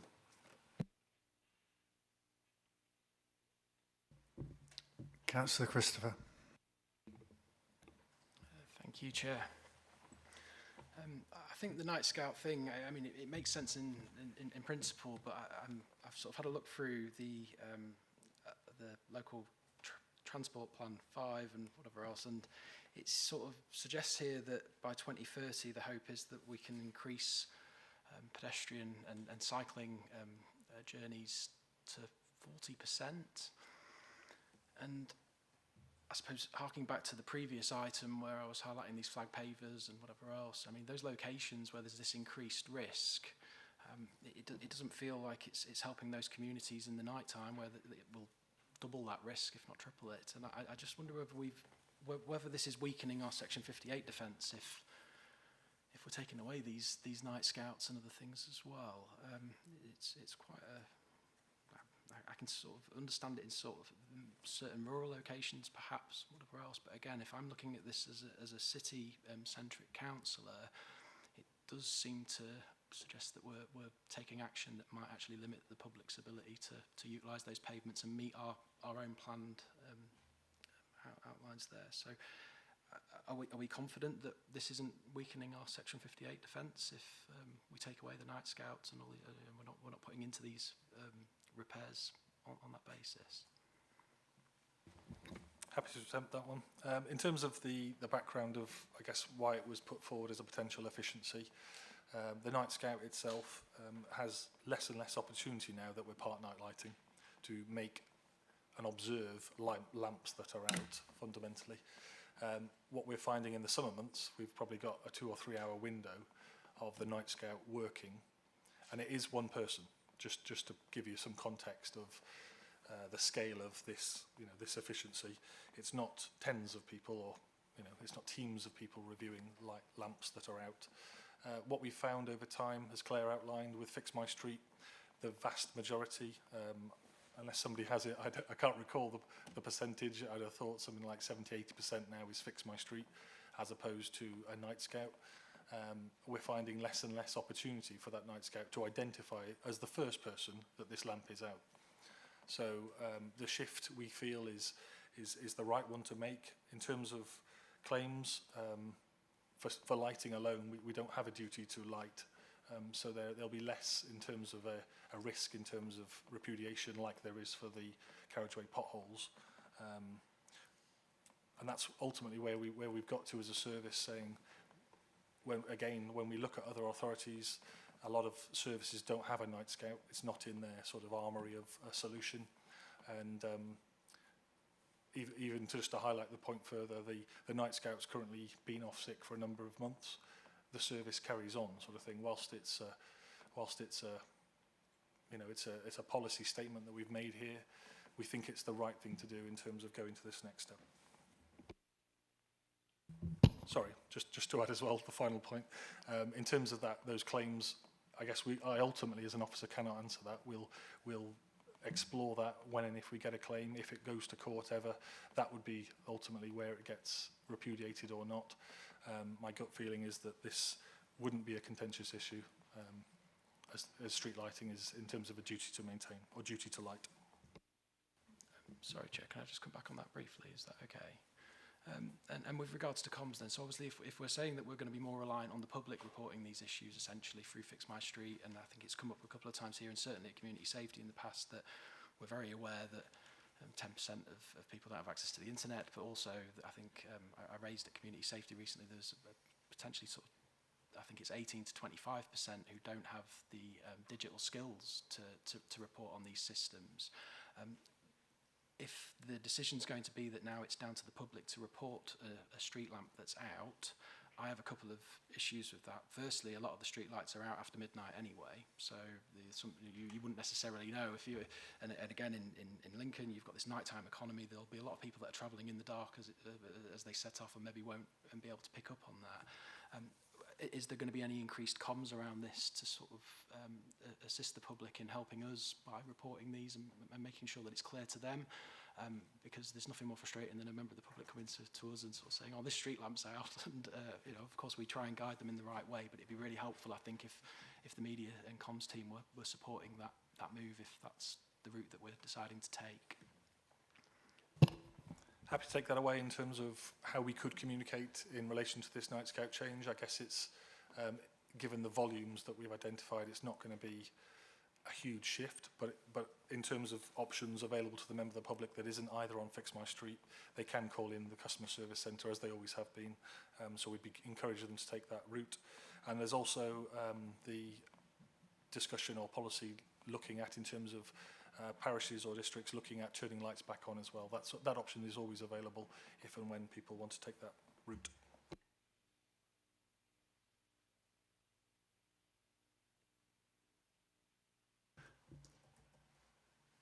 I'll take Councillor Vernon as the next question, then Councillor Reeve as the final question, please.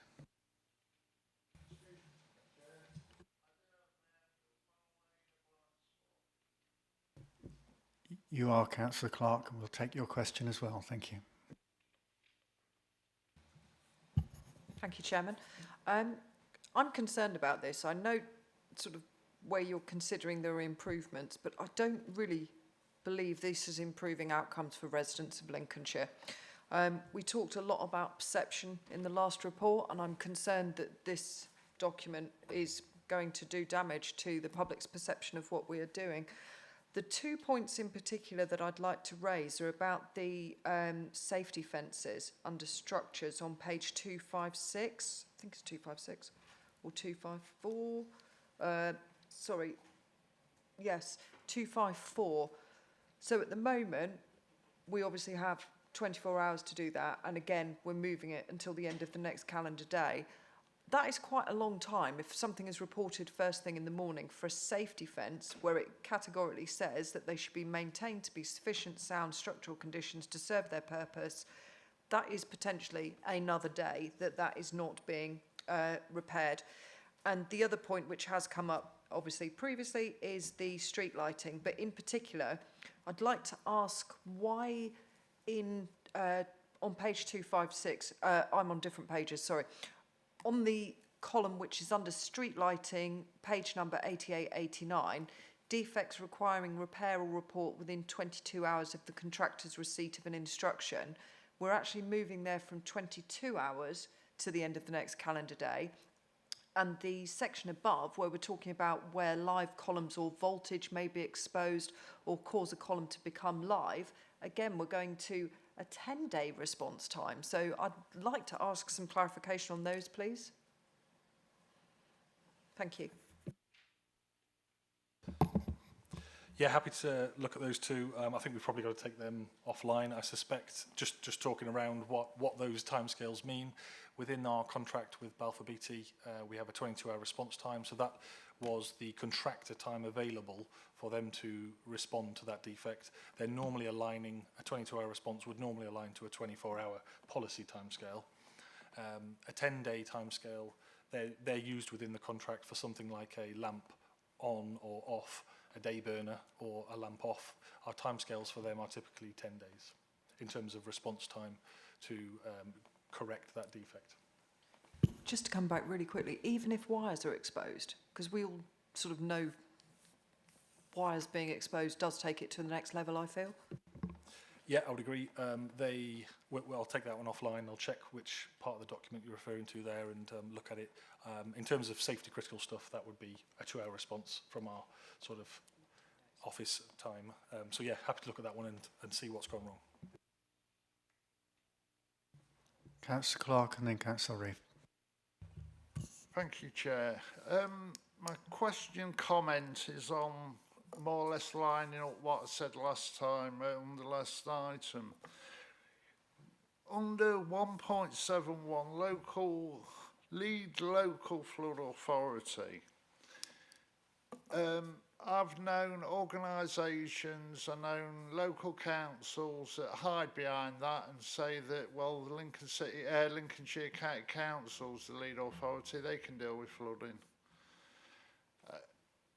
S19 reports, they're not what they're made out to be, because the S19 report will only say what, as it says here, is our assets, what's our faults. It might refer to an authority, to an outside organisation, but it has no power to enforce that organisation to do any repairs, has it? And going back to what I said earlier, if you do an S19 report and you find that the outside pipe work is faulty, but we don't know who that belongs to, how can we progress that? Because I don't believe, after, being in a situation where several of my residents in different areas have got flooded, there is a partnership, because I'll tell you what they say it's all your fault, and that's it. So I would like to see some more work done to sort of on the system and who owns it and what powers we do have. Thank you.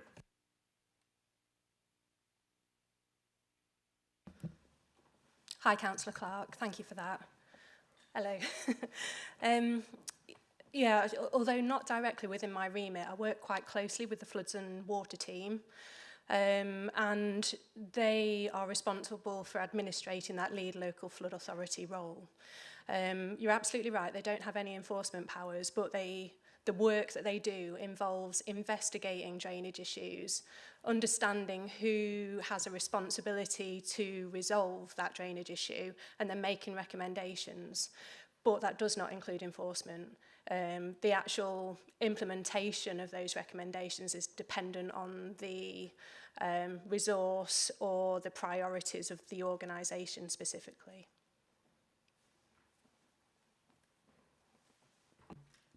Councillor Reeve. Thank you. When I tend to get a report from somebody about a defect, a highway, footpath, whatever it may be, most people tend to think that it's the most important road in the world because it's near their property. but obviously everything's done to a hierarchy in terms of response and everything. Is there some sort of hierarchy map, an interactive map, that we could have access to be able to manage people's expectations? Because I submit a report not knowing whether it's a hierarchy 8 road or I have a good idea between a 1 and an 8, but somewhere in between I've no idea. But it'd be nice to be able to click on some sort of map and say, well, that's a hierarchy 4, so please don't expect a response for the next 28 days or whatever. Is there something we can go to be able to look at that? Thank you. Yeah, I think that's a really good suggestion. We do hold that information as map players. It's how we determine, obviously, when we raise a job, how long the contractor has to respond to it. What we are looking at through Fix My Street, which I think we discussed at the one before or post-Christmas, where we were looking at when a member of the public raises a defect on that, probably informing them at that point which hierarchy it is, and then giving them sort of our typical high amp response time. So I think that would be a really good intervention. We'll try and look at implementing that as soon as we can. Maybe as a stopgap, we could just publish a web-facing portal that allows people to just look at each of the hierarchies and how we're split up across the county. That could be another step. But I think at that first point of contact, it would be ideal through Fix My Street. But yeah, we'll take that one on. Yeah, it tends to work through Fix My Street. It's just when people come directly to me, I don't quite, I said to them, well, please put it on Fix My Street, then it can be followed, it's all official and everything. But if it'd be nice if I could give them some sort of immediate feedback, say, well, look, it is a hierarchy, whatever, and I just click on some sort of map. So if we could have some sort of access to that, it'd be great. Thank you. Thank you for your questions and comments. This now concludes the discussion on this item, and a summary of your comments is captured by the scrutiny officer will be shared with the Executive Councillor for their consideration. I move that the committee has now considered the report to the Executive Councillor for Highways and Transport, and that we acknowledge the recommendation to the Executive Councillor. Do I have a seconder? Councillor Reeve. We will now move to a vote. Those in favour? Those against? Any abstentions? Thank you. That is agreed. I'm conscious that we've been going on for a long time now. Would anyone like to take a comfort break? 10 minutes. Can we be back at 1:45, please?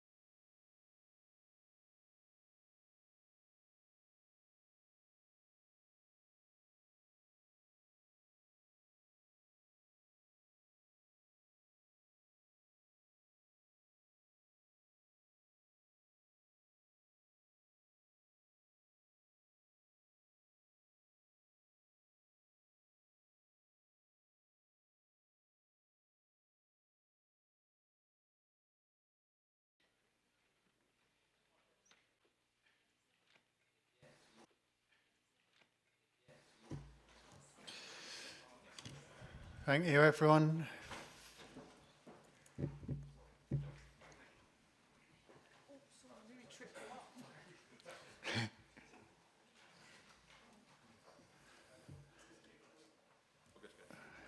We'll now move on to item 7, Highways Winter Service Fleet Maintenance Contract. This pre-decision scrutiny report can be found on pages 273 to 302 of the agenda pack. This decision is due to be considered by the Executive Council for Highways and Transport between the 18th and 24th of March 2026. Just to remind committee, the Appendix B is an exempt, pages 285 to 289 of the report pack. If the committee wishes to discuss this appendix, we will need to vote to move into exempt session. Can we please have questions and comments on the open report and appendices A and C first? And if there are any questions or comments on Appendix B, can we please have them until the end, after we voted into exempt session. This report will be presented by Jonathan Evans, Head of Highways Client, with support from Darryl Redford, Network Resilience Manager, and Mike Reed, Head of Transport. Over to you, Jonathan. Thank you, Chairman. So LCC has a statutory duty under the Highways Act to ensure safe passage along the highway in relation to snow and ice. To do that, we have 47 gritters based in 8 highway depots across the county, and we salt 3,018 kilometres of LCC road network whenever we do a shout. In early 2022, a private maintenance and lease provider actively sought the help of LCC to move the maintenance of the gritter fleet to another provider, as the company was facing financial distress. As a business, they had decided to close their remaining workshops in Lincoln, leaving a gap in maintenance coverage. That company shortly after ceased to trade. In 2022, Transport Connect Limited took over the contract. TCL is a TECL company wholly owned by LCC and established to deliver cost-effective passenger transport services across Lincolnshire. As a TECL compliant organisation, TCL can receive direct awards from LCC without a competitive tendering process, enabling rapid, flexible support for local transport needs. And more often than not, that's in spaces where the private sector isn't active, as it was in this instance. So the initial award was for 6 years, with the option to further extend a further 4. Over the past 18 months, the cost to deliver the service has started to exceed the contract prices that were set in 2022. Those prices were awarded without inflation mechanisms within the contract. What's happened there is the resulting is a considerable loss-making position for this element of the service delivered by TCL. Following a new round of benchmarking, an audit of actual costs to deliver the service, it's recommended that the contract is varied by way of an uplift to mirror the actual cost of delivering the service, an introduction of an annual inflation readjustment, and the inclusion of enhanced performance monitoring. I'll very quickly just run through some of those in a bit more detail. And if I move to the open part of the report, which is section 3, proposed contract modifications. So since the contract was awarded in 2022, we've seen increases in costs of about 20% per vehicle, which is now being absorbed by TCL. The forecast loss-making position of the overall contract for 25-26 is forecast to be in the region of £90,000. What we want to do is ensure that we get long-term sustainability with the TCL company. We also don't want this to drive the wrong behaviours on contract. In theory, TCL, if they were trying to meet the contract needs, they could administer and maintain our fleet with poor quality parts, and that's ultimately not what we want to do. What we are seeing at the moment as a service, that the quality of the delivery of the service is improved since when it was outsourced, and this mechanism allows us to make that sustainable and de-risk that into the future. So what we're proposing is to lift the maintenance cost per gritter and adjust that figure which is in the contract via inflation per annum. At the same time, as outlined earlier, we are keen to introduce 6 performance indicators. As a service user of the TECL company, we're keen to make sure they feature and making sure that the quality of the service keeps and continues to rise through the life of this contract. So we'll be looking at the number of vehicles available for use on a daily basis, All 47 vehicles are completed their summer overhaul, and it's done to the quality specified in the contract. We'd have 43 vehicles ready for use daily. That's the 43 gritting routes that we have. We have some spare capacity. What we can't do is drop below that 43 level, so it incentivises TCL to meet those needs. During a rally, there's 50 or less recorded issues. So we've got a history of having our winter rallies. That's the first sort of meet of the year, where we will inspect all the vehicles, test them, trial them. That sort of level is a good benchmark of what we'd like to see. We'll be ensuring that the gritters undertake their services to schedule, and also response times in relation to fitters getting out to the vehicles in emergency call-outs, so that timescale for them to get and attend to site. So based on the improved level of service that we've seen from TCL and soft market testing carried out between 21 and 25, it's recommended that the existing TCL contract is adjusted in line with the recommendations and extended for a further 4-year period. That concludes the presentation, but as I said, myself, Mike and Daryl are here for any questions. Thank you. Thank you. I now invite members of the committee to speak on the open report and appendices A and C only. Do we have anyone?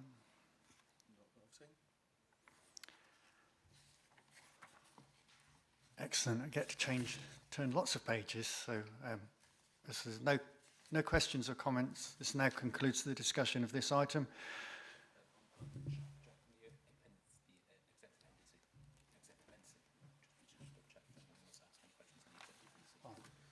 I just confirm that nobody wants to ask any questions on the exempt appendix.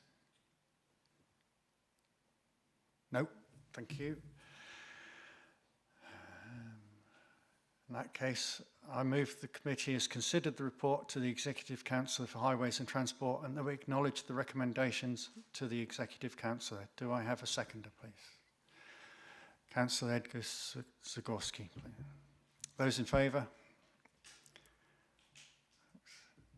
Any against?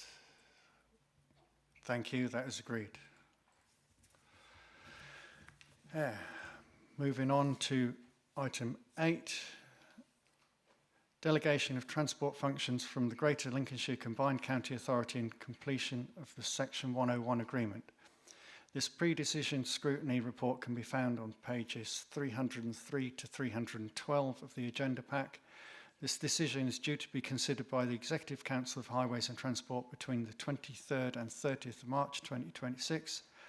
This report will be presented by Vanessa Strange, Head of Infrastructure Investment. Vanessa. Thank you, Chairman. Good morning, members. I'll briefly highlight some of the key points from the paper. In essence, this report asks the committee to consider the delegation of transport powers from the Greater Lincolnshire Combined County Authority to the constituent authorities via a Section 101 agreement. This is a legal mechanism that allows one authority to let another authority carry out functions on its behalf. And in essence, this ensures that we can continue to deliver transport services during the transition period. So we've got 2 reasons that this needs to be done. As set out in the Greater Lincolnshire Devolution Deal, from the 1st of April 2026, the Combined Authority will become the local transport authority for Greater Lincolnshire, taking on the responsibility for strategy, investment planning and assurance.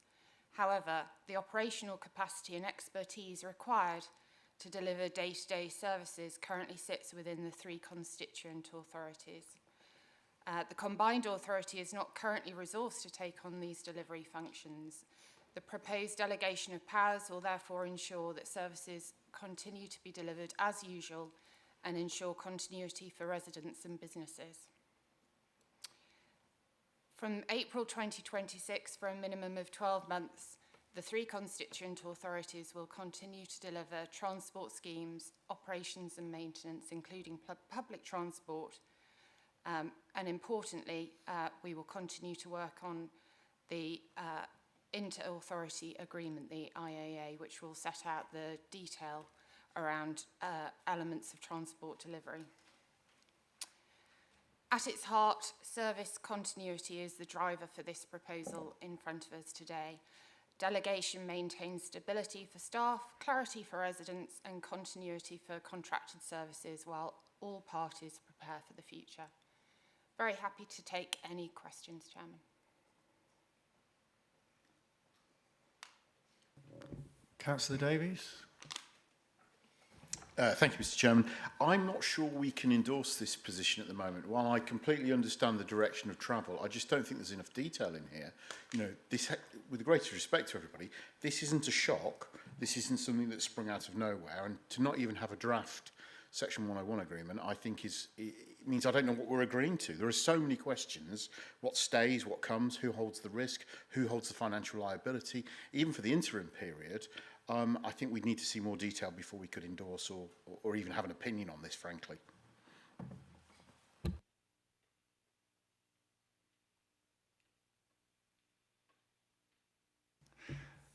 Councillor Reeve.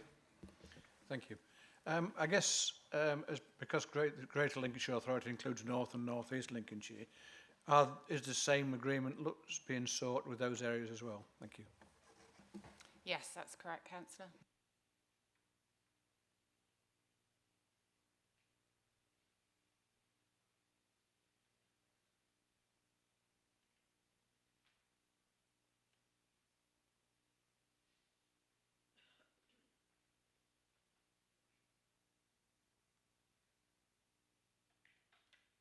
Councillor Vernon, sorry.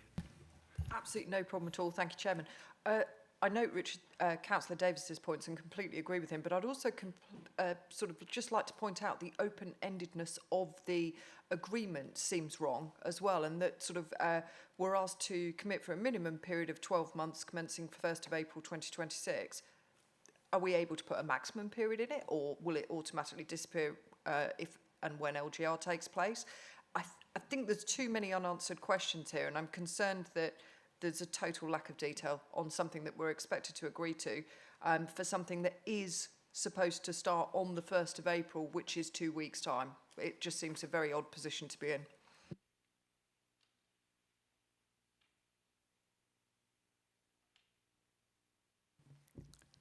I see where you're both coming from, but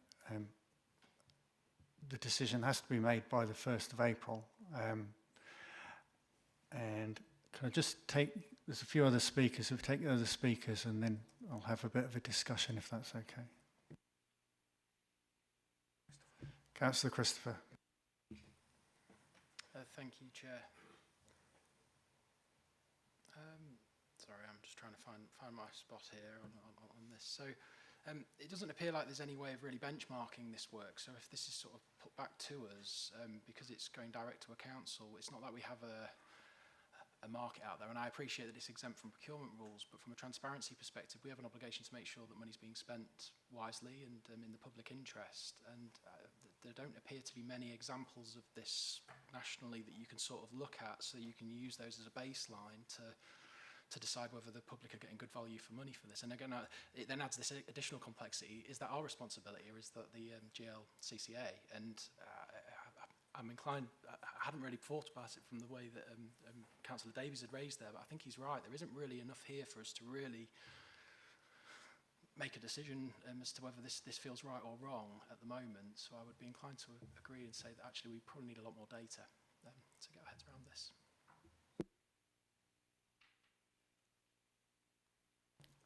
Councillor Reeve. Thank you. From what I saw, this is basically means Lincolnshire County Council will continue doing what they have been doing for many years. And I was just wondering, are there any significant changes from what we've been doing that would make us want to question whether or not we should do this? Is it pretty much same old, but just the delegated duties? Thank you. I think that probably describes our position entirely. This committee has for many years looked at performance in terms of the transport that we deliver across Lincolnshire, and we will continue to report in that way. We will also report to the Transport Board as policy emerges in that space. This is very much about continuing to make sure that we deliver transport services to people so that people can get around the county whether it's through Call Connect or the bus services that we procure. It's a real practical solution that we're looking for in a space where the combined authority don't have the capacity to take on that work currently. So what we're actually doing is that this has been moved to the Mayor's authority. It's something we did originally, and because the Mayor's authority doesn't have the current capacity, it's been brought back to us. So basically it's staying as we are, am I correct?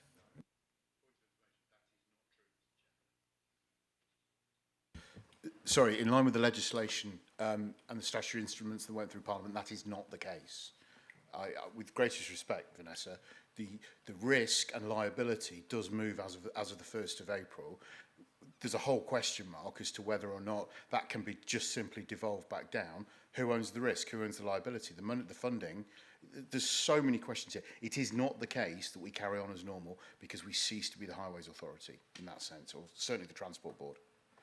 So with respect, it isn't the same. And it may sound nuanced and I might be pedantic, and perhaps I am, but I think we just need to be really careful about this because, fundamentally it isn't just carrying on as normal, and this isn't new. And I come back to, as Councillor Christopher said, this feels very last minute. None of this is a surprise. The instruments were laid down 3 years ago. So I think we could, it may be the executive make the decision, and that's up to them, but I can't support this, and I don't think we should as a scrutiny committee, because we can't scrutinise it.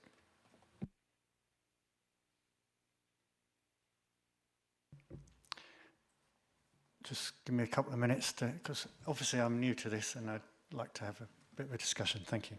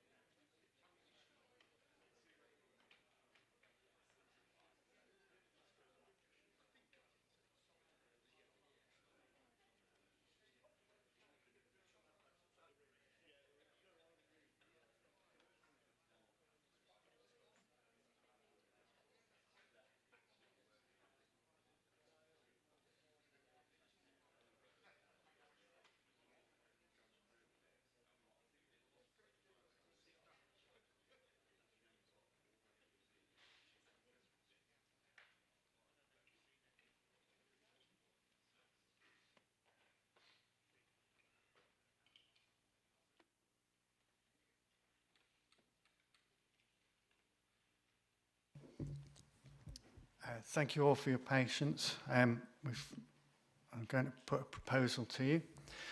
I propose that the committee agrees that we are not in a position to make comment to the Executive Councillor and that officers produce to the committee the Section 101 paper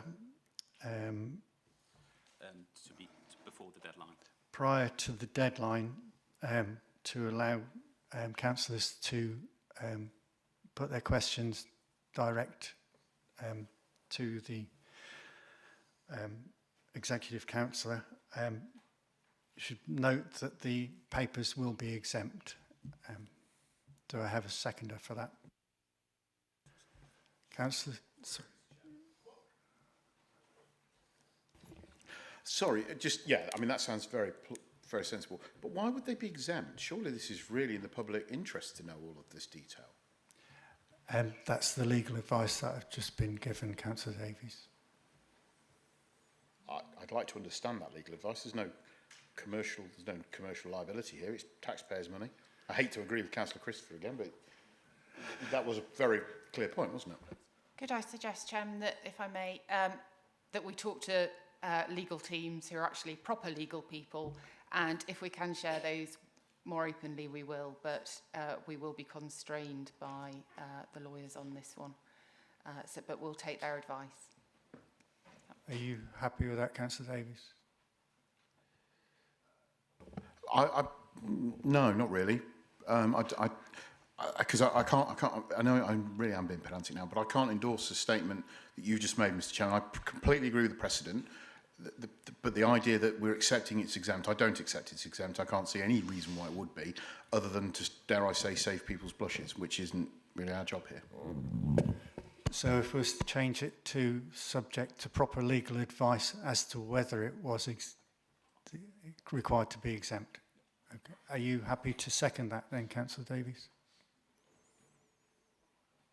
Yeah, I think so. Thank you. All those in favour? Oh, sorry, Councillor Reeve, go on. Are we going to reconvene before the decision is taken? Then how will it actually work? Given to in terms of what it is, in terms of what Highways and Transport Scrutiny Committee does, this is a pre-decision scrutiny item regarding before it's taken to the fact. If the committee was to having to consider this item today, it would have taken away the subject to call in this item. Therefore, it's not being. The Scrutiny Committee hasn't considered that aspect because of the fact of this motion proposed by the chairman, seconded by Councillor Davies. So it would still. The decisions could still be taken, but it would be subject to calling. I don't quite follow the technicalities of that, but I'll trust you. Thank you. Councillor Christopher. So I think the fact that we can still have the option to call this in is reassuring. I mean, I've just done a bit more sort of deeper engagement here, but it feels like what we're essentially suggesting is that we create a situation where the combined authority can take the credit for our strategy, and yet the council and taxpayers retain 100% of the operational and legal risk for that work to some extent, and I'm not entirely comfortable with that. So I'd really like to understand better where we're going with it. So if the option to call in is still there once those bits are released, then that would work for me as well. Thank you.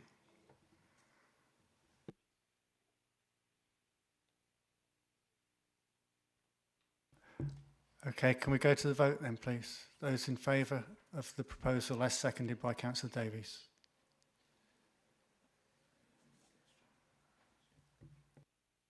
That is unanimous. Thank you very much for your patience.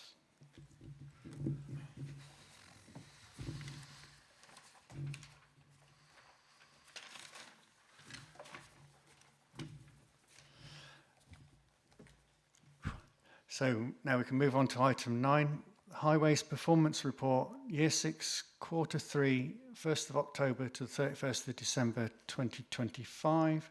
This item is found on pages 313 to 368 of the agenda pack. The report will be introduced by Jonathan Evans, Head of Highways Client, and Sean Butcher, Head of Highways Asset and Local Management Services. Jonathan, thank you. Thank you, Chairman. I will quickly go through the report, just pick out some of the highlights that you probably are worth highlighting in this section. So I'll start at the Highways Performance Report, and the results are shown of Q3 in page 314. For Q3, the overall scores for the Alliance, Client, Professional Services and Traffic Signals contracts have improved, and there's been a slight reduction in the Highway Works score. Racing through the document, some of the challenges and improvements we're facing on the Highway Works contract during summer 2025 was one of the driest on record, leading to extensive soil drying and shrinkage. This caused significant ground movement and cracking across Lincolnshire highway network. As a result, adjustments were made to the annual plan to prioritise repairs to these drought damaged roads. Although the overall budget variance is below the 2% variance threshold in Client Performance Indicator 2, variation on annual spend profile, the minor works programmes have been reprioritised, with reductions in minor works, supply chain and deferral of some schemes.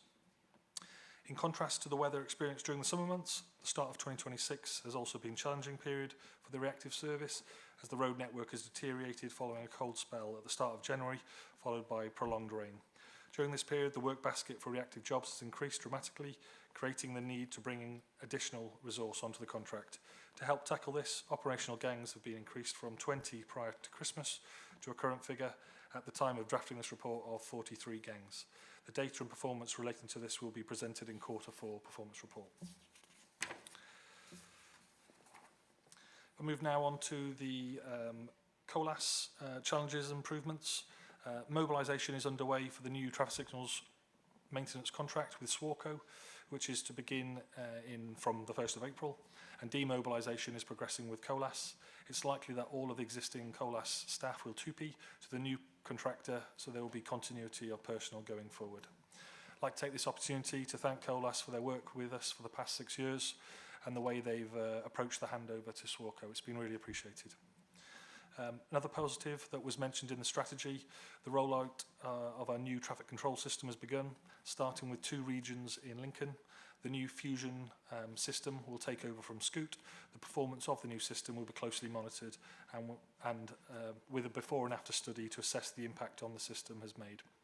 There are further 9 regions after that where this system will be introduced, and that's about the software understanding priority demands on the network and trying to, again, improve flow across the network. Within this quarterly performance update, we bring in the NHT public satisfaction scores. So Lincolnshire County Council has taken part in the NHT public satisfaction survey since 2008. These sample responses help gauge residents' views and preferences and provides comparisons to other similar authorities. A copy of the NHT public satisfaction survey can be found in Appendix B. Lincolnshire scores increased by 3% compared with 2024, and the national average increased by 2%. So what we've got here is we're slightly below average still in terms of our public satisfaction, but when we compare ourselves to the level that we are below the average, we're improving against that. So whilst it's a small win, there is an improving picture, and that's something we haven't seen for the past few years.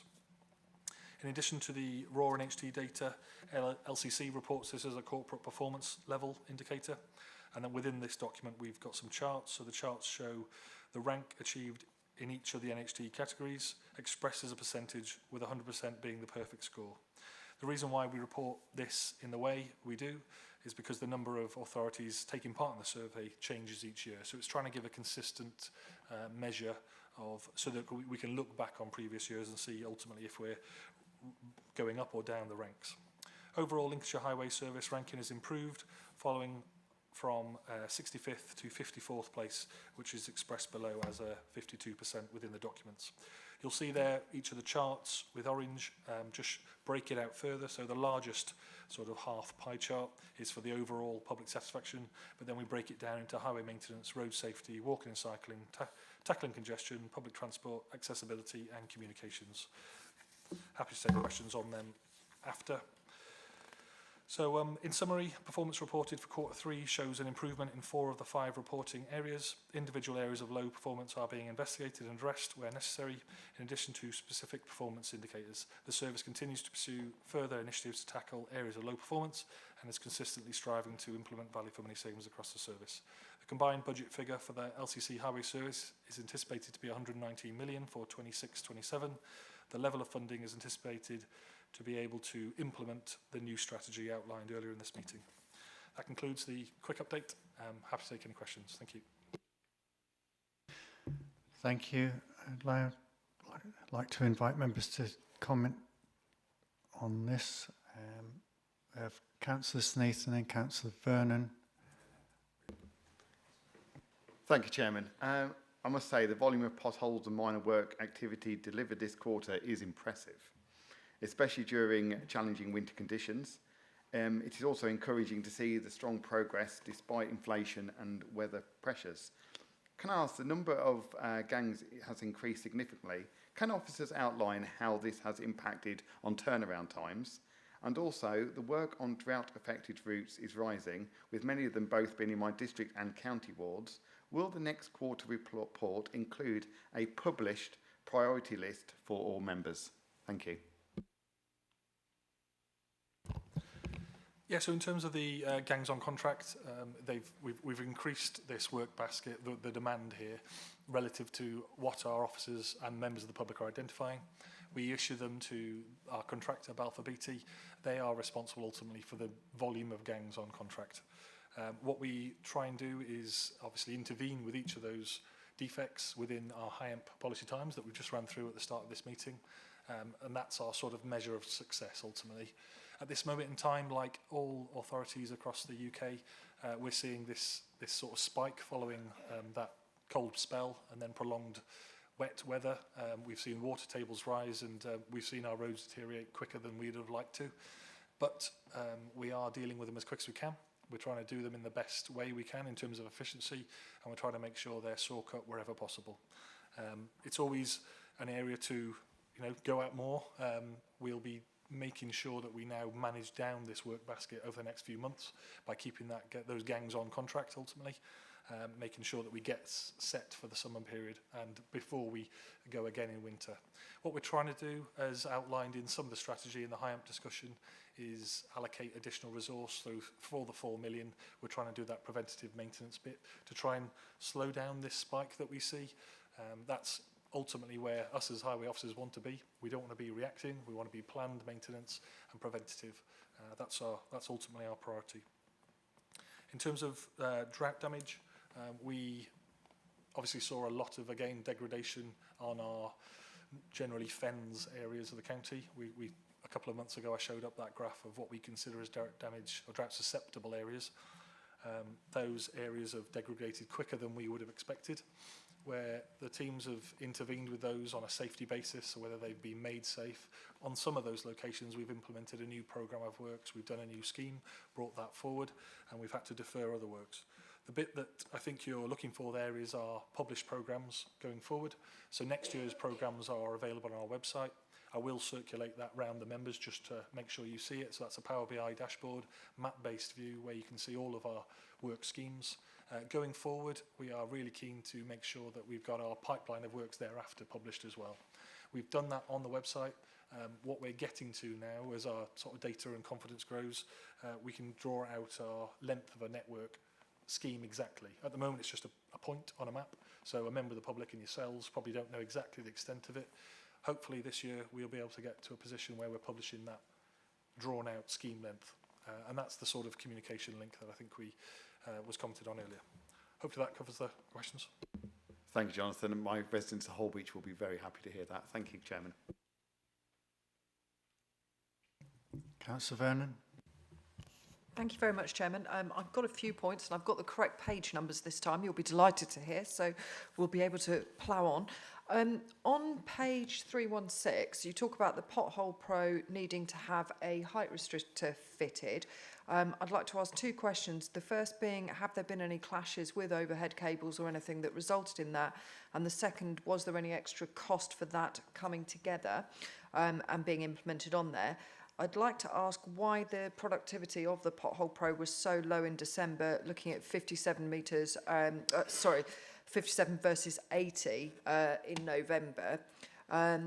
Going on to COLAS, I note in your comments regarding the COLAS staff being 2P that it's highly likely but not definite. Do we have sort of a plan in place to mitigate that risk should anything sort of not go to plan with that? Sort of moving on ever so slightly with that, I'm massively concerned, just to jump right to the other end of the report, that poor communication continues to be a key underlying cause for complaints on page 367. And I know that we've discussed this frequently. With Fix My Street continuing to be the strongest way to report, and it's obvious from all the figures that we're looking at that that is the case, we've got to try and make sure that communication is absolutely up there. So I do have concerns about that. Looking at page 352, and forgive me, I will just have to skip to it, otherwise I won't be able to go into the points.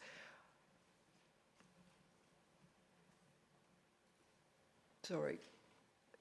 I'm concerned on the highway maintenance theme that we have 16 that are below average, which feels a large figure, to be honest with you. I note that we've got 27 better, 3 getting worse, above average 14, but below average 16 doesn't really strike me as an acceptable position to be in.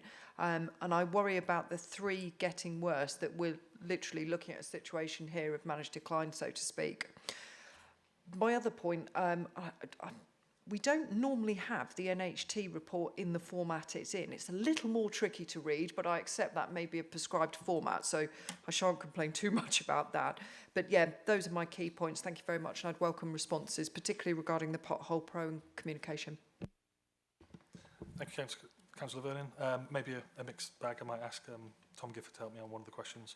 But in terms of the Pothole Pro, the data in there, we've tried to do it as transparent as possible in terms of the output of that vehicle during each of the months, and we give a sort of a flavour of the type of work that it's doing around the county. For December, the crew that are manning that chose to have an elongated leave fundamentally. So we shut down the trial a week earlier before the Christmas period. It made sense because we don't have a huge number of drivers at this moment in time of that vehicle, and if they can pool their leave, they tied it in with a Christmas leave. So that's largely why the output is down. You'd be pleased to know that we didn't get charged for that leasing time during that period. So in terms of commercial aspects, it wasn't a concern. That the reactive patching that was done by the supply chain or our own crews for that period. In terms of the height restrictor, we haven't had any clashes or incidents, but Balfour Beatty saw that there was a risk there. It literally limits the arm of the vehicle to not go above a certain height, and that's just overhead electricity lines where we have mitigated a risk fundamentally. So in that period when they were taking leave, they've also put the limiter on the vehicle. In terms of cost, that hasn't come through to us. That's just in the leasing cost per day or per week that we've seen. Balfour Beatty corporately have decided to take that on as a safety measure. If and when we come to the April, the Pothole Pro update, where we give a more thorough report to the Scrutiny Committee, if and then it stays, I suspect Balfour Beatty would be needing that vehicle to have that longer term as well. So something that we've chosen to do there. In terms of let me look at my notes, my scribbles. Sorry, yeah, I'll pass over to Tom for that one, if that's okay. Oh, sorry. So in terms of the transfer of staff from Colas to Swarco, the Swarco team are ready and prepared in case the staff don't transfer. Obviously, TUPE is the right of an individual, and you don't get to find out until the day that it happens. But yeah, contingency's been made. We actually have got a full relief crew ready to come in for those first couple of days anyway, while inductions are taking place and vehicles are being delivered and those sort of things. So yeah, absolutely, it's been part of the conversation so far. Yeah. Back to me. In terms of the highway maintenance NHT report, last year we had the full report put in. Sometimes in the past we've tried to summarise it. Where we've got to is we felt it was right to just be completely transparent with the data, put it out there in the format that it comes to us. It's the raw data that we get from those surveys. And it's the same report template that you'll see in other authorities. So some other authorities that are sharing it, you're quickly able to compare our performance against others. In terms of the highway maintenance theme, we've got, as you said, 27 better than average, 16 below average. It's an improved picture from the year before, and we are working on the below average ones. I think largely it links to strategy again. It's that unclassified road network where half of our network is worse than the UK average. At the end of this strategy cycle, if we can get it below average, we'll know clearly then whether it's a road condition thing, or is it the way we're communicating? Could be both, and it probably will be a blend of that. But that's what we're trying to do. We'd love it to increase more, and we're targeting that as a team, hence we report it here. In terms of the complaints, the trends that we see, we're always investigating. Officers from the service will, whenever we get a complaint, interact with it. We're looking for themes. What we are pleased to see in this report is the volume is still consistent with our previous years. We're not having a spike in complaints relative to a certain work stream. It's below, I think well below 1%, which is always our benchmark, and I think at the moment it's down to about 0.4%. So relatively happy. We can always do better, and some examples that we've heard today are ones that we'll look into and take away. Thank you. Councillor Davies. Thank you, Mr. Chairman. Three relatively short questions, so I'll do them in one to keep things moving along. I disagree, Councillor Sneath. I actually don't think the numbers are a good sign at all. I think the number of repairs demonstrates that a move away from proactive maintenance is hurting the road condition very harshly. I think it's also worth pointing out, colleagues, that this has been a really mild winter. Your Met Office figures suggest about 1.5 degrees warmer on average over the winter months compared with last year, and last year itself was a warm winter. So the idea that we're suffering because of cold temperatures just isn't true. My question, and it's clear that the supply chain in Balfours are struggling, is first question is what percentage of pothole repairs are temporary, and also what percentage and or number are the contractor having to return to because they've done such a terrible job? I mean, we have gone back to the back of the wheel, you know, cold fill material into the hole in the back of the wheel of the lorry over it again, which I thought we got away with many years ago. So I'd like to know that. My second question, coming on to the Pothole Pro, those figures are dire. I mean, way below what a multi-hog will do. You're almost at the kind of a gang level of performance for such a much vaunted machine that costs so much money. I think there's a real question mark over it. And my specific question there is, what is the assessment criteria for JCB's Pothole Pro to be continued to use? It sounds like that's coming back to this committee in the future. And my third question, and diving into the figures, it's clear one of the real problems that you're suffering with is gang performance. You look across some of the figures, and some gangs are doing 2 jobs a day, some are doing 7 or 8. There's no consistency. It's clearly a real mess. And I would remind colleagues, it's not actually LCC's Highways responsibility to manage these gangs and manage the scheduling. They're having to take that on because of failure. And if you look at HWTC 13, B13, PI3, sorry, I can't read my writing, there's a real performance issue, and the trend is going downwards. So my third question is, what is the level of performance penalty we can bring to bear, and at what point do we say, we need to think about doing this differently? Thank you, Councillor Davis. In terms of some of those questions I can answer, some I'll have to probably take away. In terms of which ones we're going back to, we, within our system, log defects. Whenever we get an issue, officers can raise that. That will be rectified at the contractor's expense. The correlation between a job raised and sometimes a defect close to it, that's the difficulty that we face there in terms of getting pure, incorrect data that correlates those two things. But we will go away and try and give you some confidence there, or give the Scrutiny Committee more confidence there. In terms of cold fill material, I don't believe that's correct. As a highway authority, we're using hot asphalt in our hot boxes that's delivered daily. They're transferred out to on our vehicles, either on a vehicle with a blanket, or they're heated in a hot box that's mobile. So I would say 9% of our reactive repairs are done from hot material, which is the highest quality standard, and we are saw cutting as much as possible and overbanding. At this moment in time, we're probably saw cutting 80% of our defects, 20% are infills. The infill conversation is to do with when there's either a scheme that's programmed to be there in the next year, or it's an area of road that's unstable enough to have a saw cut edge. We'd love to do more, and we are trying to do more as a service.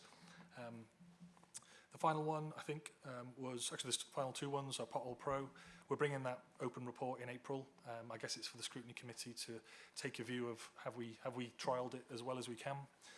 My personal view on that will be whether the contractor wants to use this. So we have a rate within the contract for reactive patching.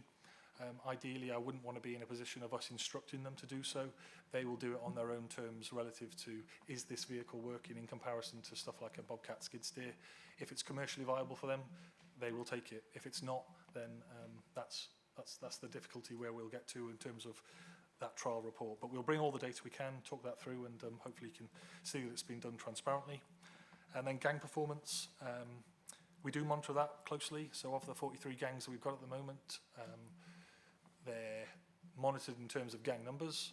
We obviously monitor them in terms of that performance indicator 3 of hitting the response time. And we also look at the productivity of that gang per day, so whether that's the volume of jobs. Sometimes a job can be a curb, resetting a line of curbs, so hence it can take a day, or it could be 2 jobs in a day. Sometimes they'll do a gully pot in a day, or 2, but there's a volume there. For stuff like pothole defects, we'll be talking in much higher numbers. We try and work between job numbers and defect units, and that's the data that we hold as a service. At this moment in time, from January to where are we up to now, March, our defect units per gang on contract is increased. So the output of the productivity of the gangs has increased. That normally happens when there is a higher work basket, so they're spending less of their day travelling between jobs. What we'll need to look at it is longer term to make sure that the productivity improvements that we're seeing are coming through. Hopefully that answers the majority of them. I will try and take away the one about the repairs and the timescales. When do we go back to the same location? But it's going to be really hard to give you an exact figure, if I'm honest. Thank you. Thank you, Jonathan. Just going on from that, I've got a question myself. It's good that the contractor returns to failed potholes at their own cost.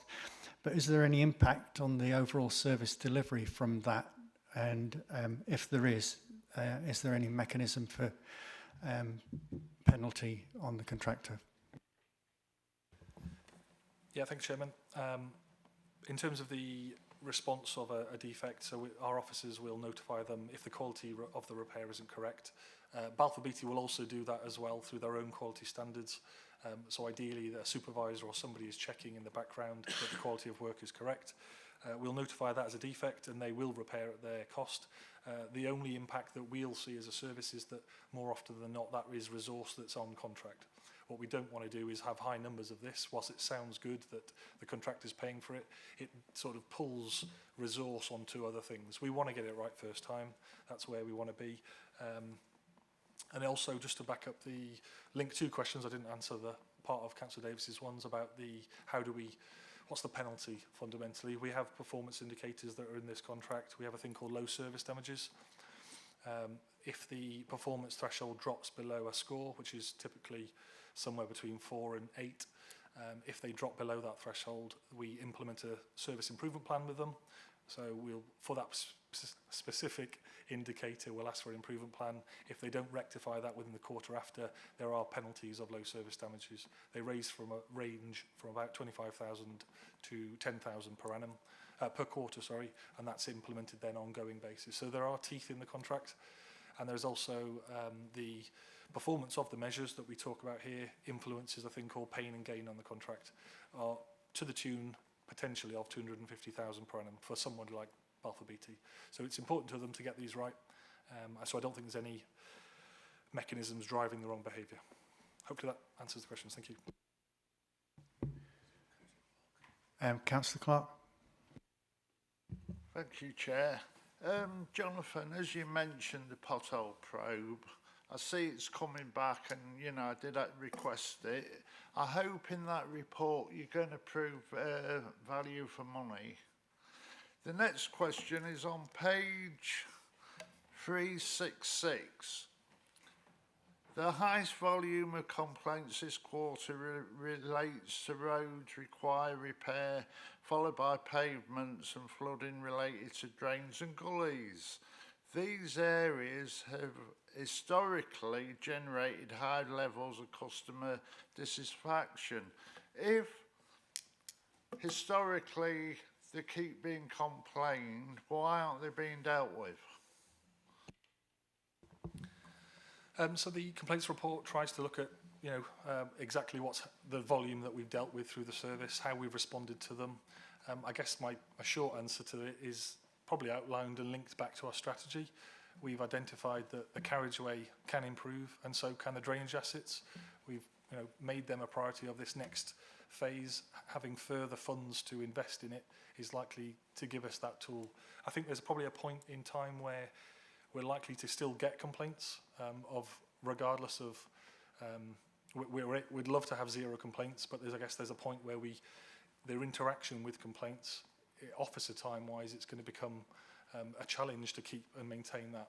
So we're aiming for zero. I think the next strategy cycle in terms of carriageway and drainage investment will help us do that. And again, we'll always invest time and effort into these individual ones to make sure that it doesn't happen again.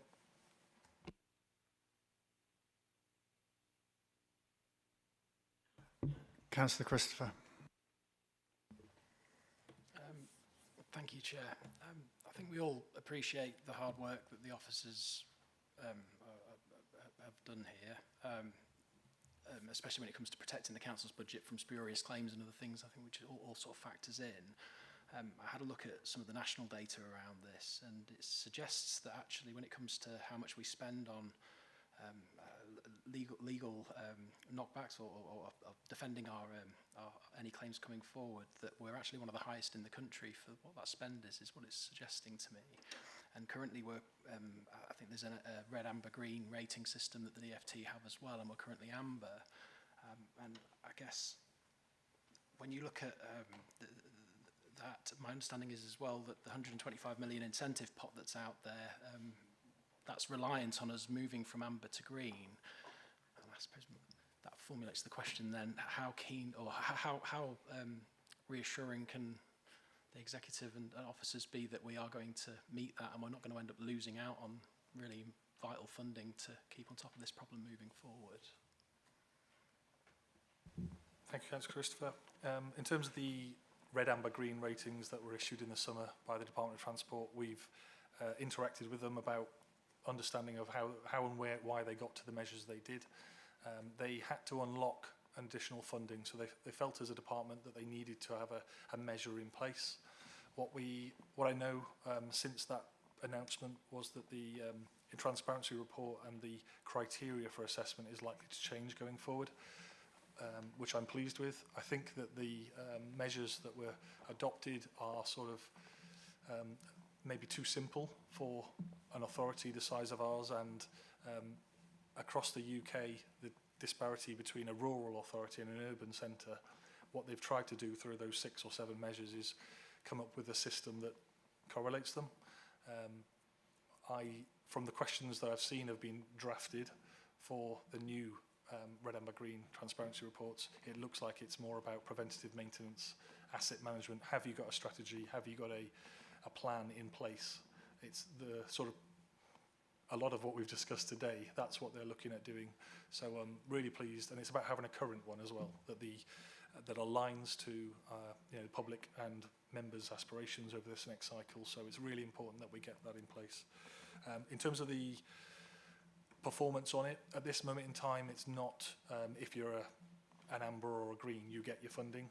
At the moment, it's just you've got to give the information in our transparency report and attach an additional appendix that we filled out on an annual basis. At some point, likely in 2 years' time, they will raise that bar to be you've got to meet this threshold. At this moment in time, we don't know that criteria, But as I say, I'm on some of the national groups where we're talking to the DFT, and we'll try and steer them as possible so that it gets the best ultimately out of each authority. What sometimes the red, amber, green for Lincolnshire getting an amber, it was about how much a authority is putting in addition to the highway maintenance block. So for Lincolnshire County Council, we're slightly below average. That's something that we can work on if we can free up budget, but we are comparing ourselves with the top performer of somewhere like London Tower Hamlets, who put in 50 times the highway maintenance block. So it's whether that's ever politically a desire to do that. For us to invest 50 times our highway maintenance block would be stopping service ultimately across the council. So it's obviously a dilemma and a pragmatic approach to take, but we are working with executive members on that document and trying to put some context around it. In terms of the claim data, we repudiate probably in line with the national average in terms of our percentage of repudiation. I think the high number for Lincolnshire will be because we've got a very large network. And obviously removing some of the percentage of requiring maintenance or unclassifieds, again linked to the strategy earlier, that's going to help us in the long run. Thank you. Thank you for your questions and comments. This now concludes the discussion of this item. I propose that we have reviewed and are satisfied with the detail of the performance contained in the report, and that officers be thanked for their presentation. Can you please raise your hand if you agree? Thank you, that is agreed. Item 10, service level performance reporting against the Performance Framework 2025-2026 as at Q3 Education Transport. This item is found on pages 369 to 376 of the agenda pack. The report will be introduced by Mike Reid, Head of Transport. Thank you, Mike. Thank you, Chairman. Good afternoon, everyone. So this is quite a short report. It reports on 3 performance indicators, which are our service level performance indicators, which feed into the corporate plan, and also 4 performance measures which we've established within the service to help us operationally and inform the committee. So I won't go into the detail of the different performance measures, but just to set the context, it still remains a very challenging kind of landscape for us in providing transport for children. We deal with over 19,000 children per year. This is an increase on last year, and I'll refer members to page 373, which has an interesting table at the top, which shows the number of pupils that we have to deal with. So obviously the more pupils that we actually process education transport for, we have an increase in budget. However, staff, officers do carry out a particularly professional function. We have very few complaints about how parents are dealt with, how families are dealt with, some of them in very kind of emotive situations. So there's a lot of credit that staff should take for dealing with so many transactions regarding very kind of difficult subject matters. So that's an interesting table at the top of page 373 as part of the context. And also the table a little bit lower down shows the proportion of spend that we spend in these different areas. SEND is a big concern. It is a concern nationally, not just in providing education at school, but also indirectly how we transport children, what is the cost of that. So on the second table on 373, there's a row for day specials, which is essentially SEND schools. And as you can see, just over 12% of the passenger numbers make up that kind of allocation, but the spend profile is about 46% of the overall spend, which is very considerable. And the number of SEND cases that we have to deal with is increasing as well as overall numbers. So that's locally and nationally where we sit. I think we do a lot of benchmarking against other authorities. We do seem to be in a very good position compared to other authorities. We get lots of positive comments that we are very efficient, and our pro rata cost per child is very low compared to some of the comparable authorities which are large rural communities. So we take a lot of kind of solace from that fact. So that's the national reflection and benchmarking. In terms of mitigation, we've been through a period of transformation that you've probably heard me speak to in the past around how we can improve the service and make it as an efficient service as possible. We have an improved commercial position through creation of a contract management team whereby we speak to operators more openly. We have operator engagement days. We find out what the barriers are to operators being more efficient with their tenders and what are the issues that stop operators providing tenders. It's an area which Sam Heron, who's to my left, is leading on. He's done a fantastic job in kind of providing this kind of constant feedback loop with operators so that we can essentially just improve that commercial position. One area that we have found some real strengths in is introducing the dynamic purchasing system called Panacea, whereby we essentially have a Dutch-style bidding process. It's a bit like eBay, which I'm sure I've described here before, but it does create some real savings. So that there does seemingly, we have all these pressures that keep occurring that we find difficult to control. I think there's certain mitigation that we can do.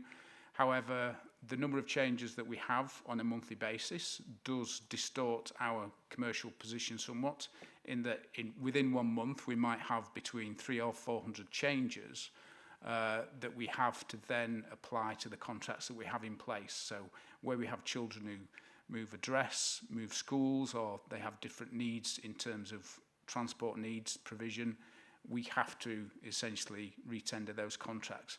It doesn't always enable us to get best value in the short term. However, once we've put the immediate kind of reactive contract in place, we go through a program of reviewing those contracts. Within so many weeks, we produce a longer term procurement for that child and that contract, because we have that immediate provision that we have to put transport in place. However, that is a bit of a stopgap, and it does enable us to kind of put that more considered approach in place where we can route optimize and look to amalgamate certain contracts where that's possible. So there are still challenges around that commercial position. There are always issues around where children go to school. It's something that we are very conscious of. Councillor Christopher constantly talks to us around the amount of time that children spend on transport. It is a concern, it is an issue, because we are such a big county.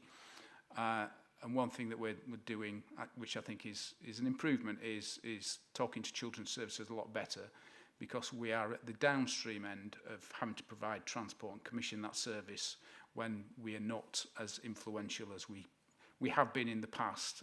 We could be in a better position if we're influencing the decision making around where children go to school in the first place. Because if we can reduce those distances between home and school, there should be a benefit. But obviously it's against the challenge of the limited number of spaces which are within schools, which the Children's Services programme of providing more send hubs should hopefully improve that position. So those are the kind of the context and mitigation. I won't go through the performance indicators and the performance measures, but I just that they are well rehearsed. But I'd rather open up the floor to questions, and hopefully we can have some decent debate. Thank you. Thank you, Mike. So we'll open out for questions. We've got Councillor Sneath first, please. Thank you, Chairman. I feel like I'm always going first. Thank you, Mike. I do welcome the continued efficiency of your team in processing applications, averaging eligibility decisions at, it's another word I should have wrote down differently, at 1.65 days, and I feel that is excellent. And maybe Councillor Davies will finally agree with me on something once today. But my question will be, the service continues to adapt well to rising send complexity. With an 8.2% of pupils requiring passenger assistance, how will operations continue to control these rising costs? And you did mention the new Panacea software looking promising. What early benefits have been seen in contractor liability? Thank you. Thank you, Councillor Sneath. Passenger assistant it's a difficult one because it's always based on what is the need of the child, and it's something that we can't influence. We can't change what is the need of that individual. However, we have to present the case better as to are we providing a service that's more reflective of that need. So we don't want to over provide, and this is where we review regularly. So on a termly basis, we review the cases to ensure that we're not over providing, because the child's situation does change and it can improve. However, it can worsen as well. So it's a difficult one to say that we could ever control, but I think we can only ever reflect what the need of the child is and meet that need. And if it does change, if it reduces, we reduce that service and potentially take away that passenger assistant. The review might show and indicate that we need to provide a passenger assistant because the child might be dysregulated due to being on a taxi for too long a time. So it's ever changing, it does fluctuate, but I think the only thing that we can do is review a lot more regularly than we have, and we'd now do it on a termly basis, so it's 6 times a year. Okay, thank you. And just regarding the second question about Panacea, I'll just pass over to Sam. Thank you. Good afternoon, Chair. Thank you, Councillor Sneath, for the question. So with Panacea, I think it's important, firstly, to understand that the dynamic purchasing system isn't new. It's something we've done for a few years, but Panacea is the new software behind it. And the advantage of that to our old one is that we can do compliance checks through it. So what we've had to do, we've got around, originally we had about 360 suppliers across the county, and all of those were invited to set themselves up on Panacea, but to do that they had to go through all their compliance checks again, which means we've now got up-to-date copies of all their insurances and all their licenses to make sure that they're operating compliantly, which then allows us to contract manage better going forward. That's been useful. We're now down, we lost about 40 suppliers within that process that didn't have contracts and no longer wanted to work for us. That's stopped us having to go out to them. And we've gained about 20-25 new suppliers as well. So we're sat roughly at about 340-345 suppliers across the market currently that are able to bid on Panacea for work for us. That's probably the main improvement for us. In the long run, that obviously helps us manage the performance, which also helps us put less contracts out over time. Hopefully some of them will stay longer, which will keep the efficiency and effectiveness down on it. I think I've answered your question. No, that's wonderful. Thank you very much, and thank you, Mike, for reassuring the committee that the pupils are always put at the forefront of all our decisions. Thank you, Chairman. Councillor Vernon. Thank you, Chairman. I've read this document and I'm particularly concerned on page 370 about the fact that we've dropped to 63% of educational transport applications being approved, and that's quite a drop from what we've had in previous quarters. What are we not doing right? Because previously we've talked in this scrutiny panel about the importance of engaging with parents prior to the application stage, so they're fully up to speed with so that they have their own expectations of transport, and it feels like that may not quite be at the level it's been at previously. So I'd welcome your comments on that. The other thing that I would like to say is I would like to fully support what Councillor Sneath has said. I know, sorry, Councillor Davis, but we have previously talked in this committee about how remarkable it is that you can turn these applications round in as little as one day.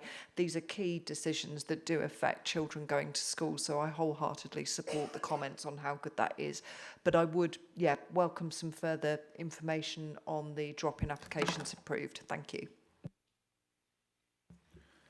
Thank you, Councillor Vernon.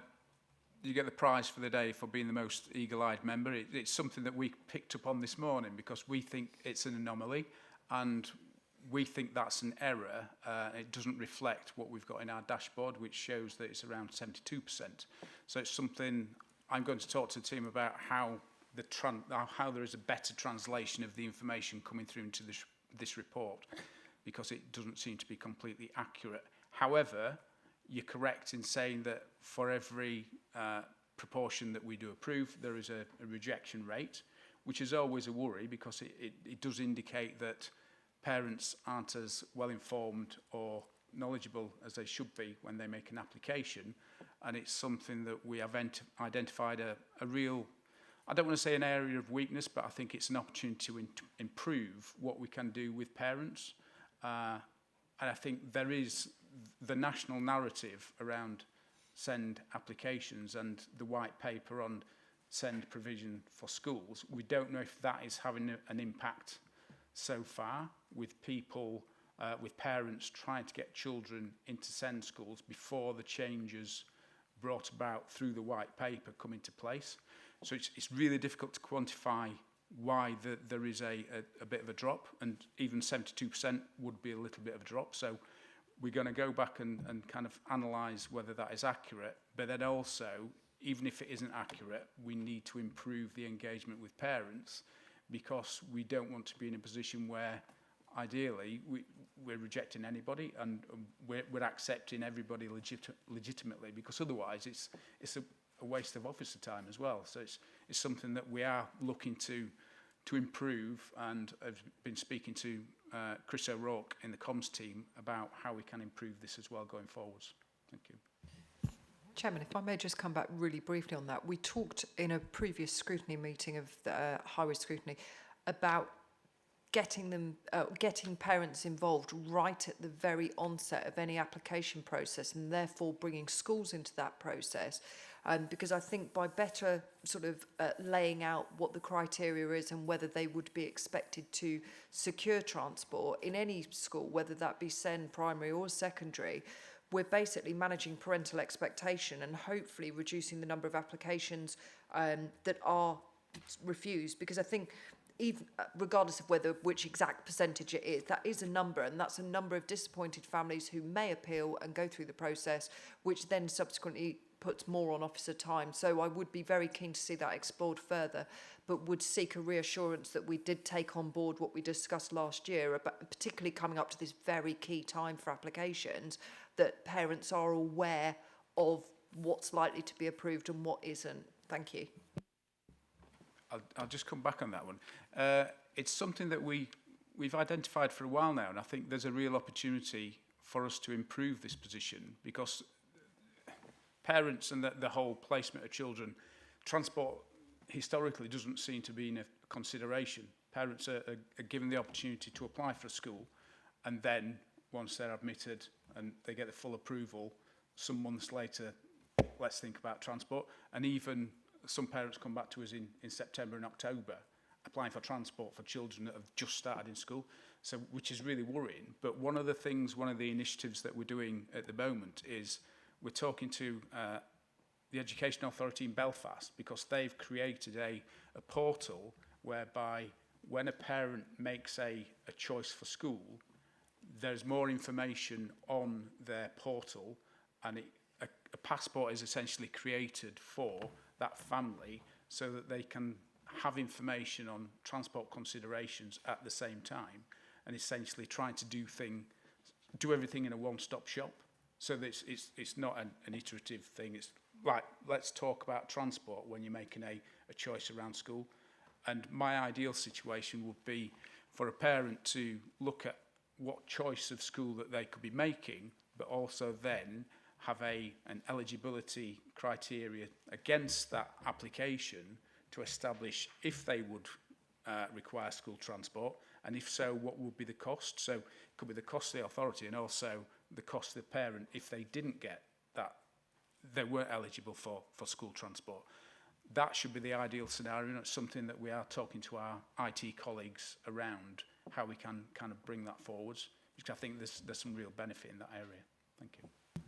Chairman, with your permission, I think that would be absolutely excellent. And I think that would also set out sort of from the very off any cost implications for parents, and sort of basically allow them to make informed decisions. I mean, one of the scenarios we have locally is where sort of one child is eligible for free transport and therefore gets free transport. Child next door is not eligible, which proves hugely divisive, and sort of obviously parents are getting in touch and asking why not. But if we can lay out the criteria for that straight away at the point of application, everybody knows where they stand, and I think that would be a really good idea.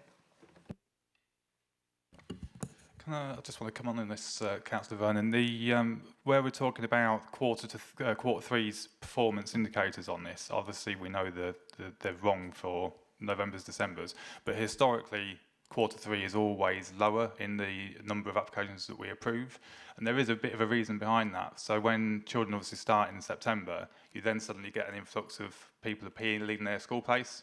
So they'll appeal their school place, get the school they finally wanted, and then discover they'll apply for transport and they're not eligible. So that's why you do see a drop in the amount of numbers being eligible in quarter three.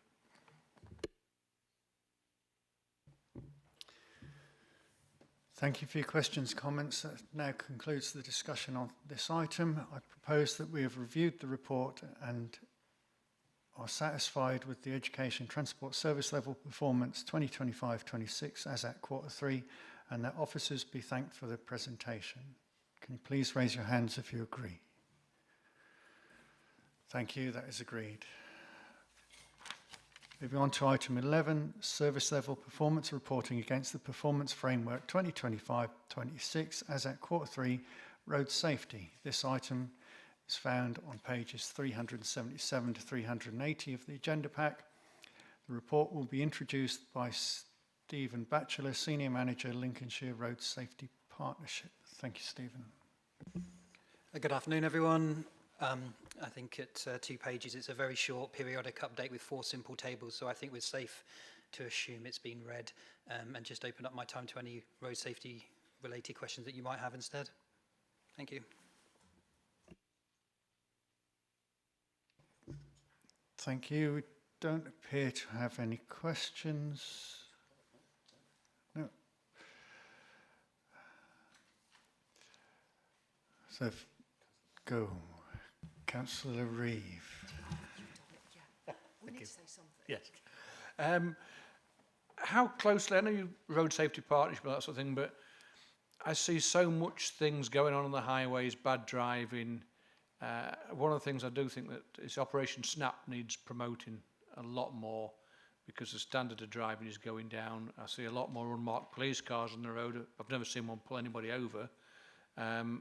The standard of driving is definitely deteriorating, and anybody that argues against that, I've got to look at the statistics.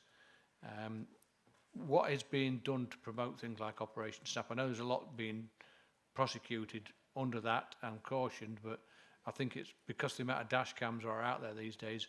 I think it's one of the things, we can't expect the police to be everywhere, but I would like to see there be more consequences, because in terms of driving, we seem to live in a world without consequences until there's a major consequence, and we don't seem to be much in between. Thank you. Thank you, Councillor. So in terms of what we do promote it. We do periodic video compilations of some of the most interesting clips that have been submitted through us at the Road Safety Partnership.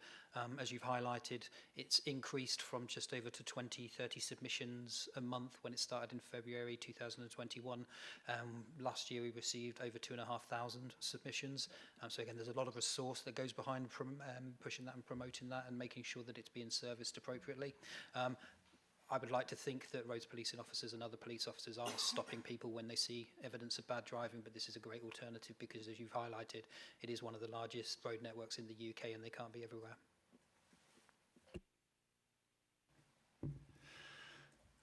Thank you, Councillor Reeve. And I actually saw an unmarked police car pull someone over yesterday, so they do actually do something. We've gone from none to nearly everyone, so Councillor Vernon. Thank you, Chairman. Really, I just wanted to make the point about the fact that obviously it's great to see a reduction in the figures. However, and I do mention this every time we discuss road safety, however low the figures are, every single person in those figures is a family or an individual who has been seriously injured or killed. And I think it's absolutely right that we don't have specific targets in place, because that would feel entirely inappropriate. But I am pleased to see it's going down. However, obviously note the impact on those that these figures do represent. Thank you.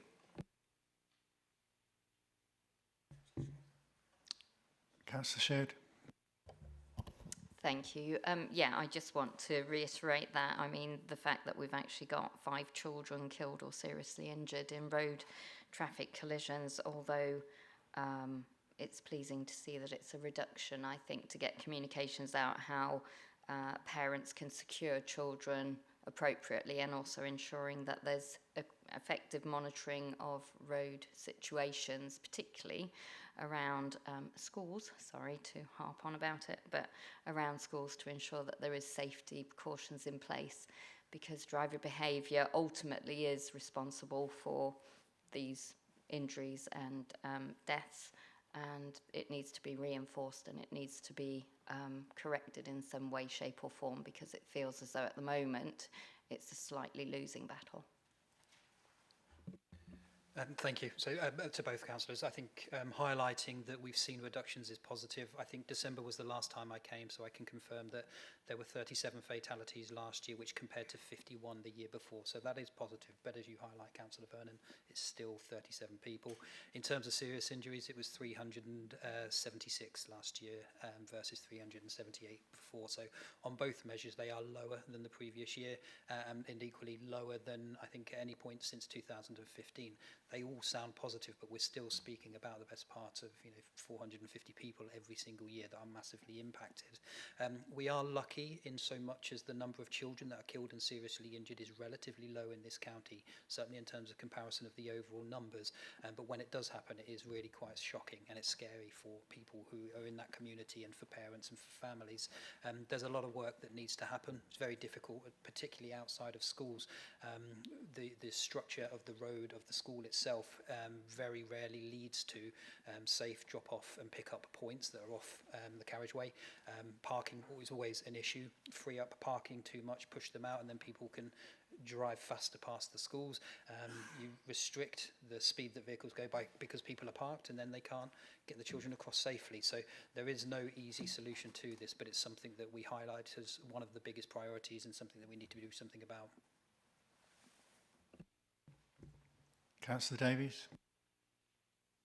Yeah, thank you, Mr. Chairman. Really, just to echo what other people have said. Firstly, thank you to you and the team, Stephen. It's at times a horrific job, actually, and you spend a lot of time doing some of the hardest work I think the authority has to deal with. So thank you for that. And I know local to me, at Marston, there's recently been a horrific road accident, or relatively recently, where 2 young people on the sadly lost their lives on the day of their last A-level exam, and it was just terrifying.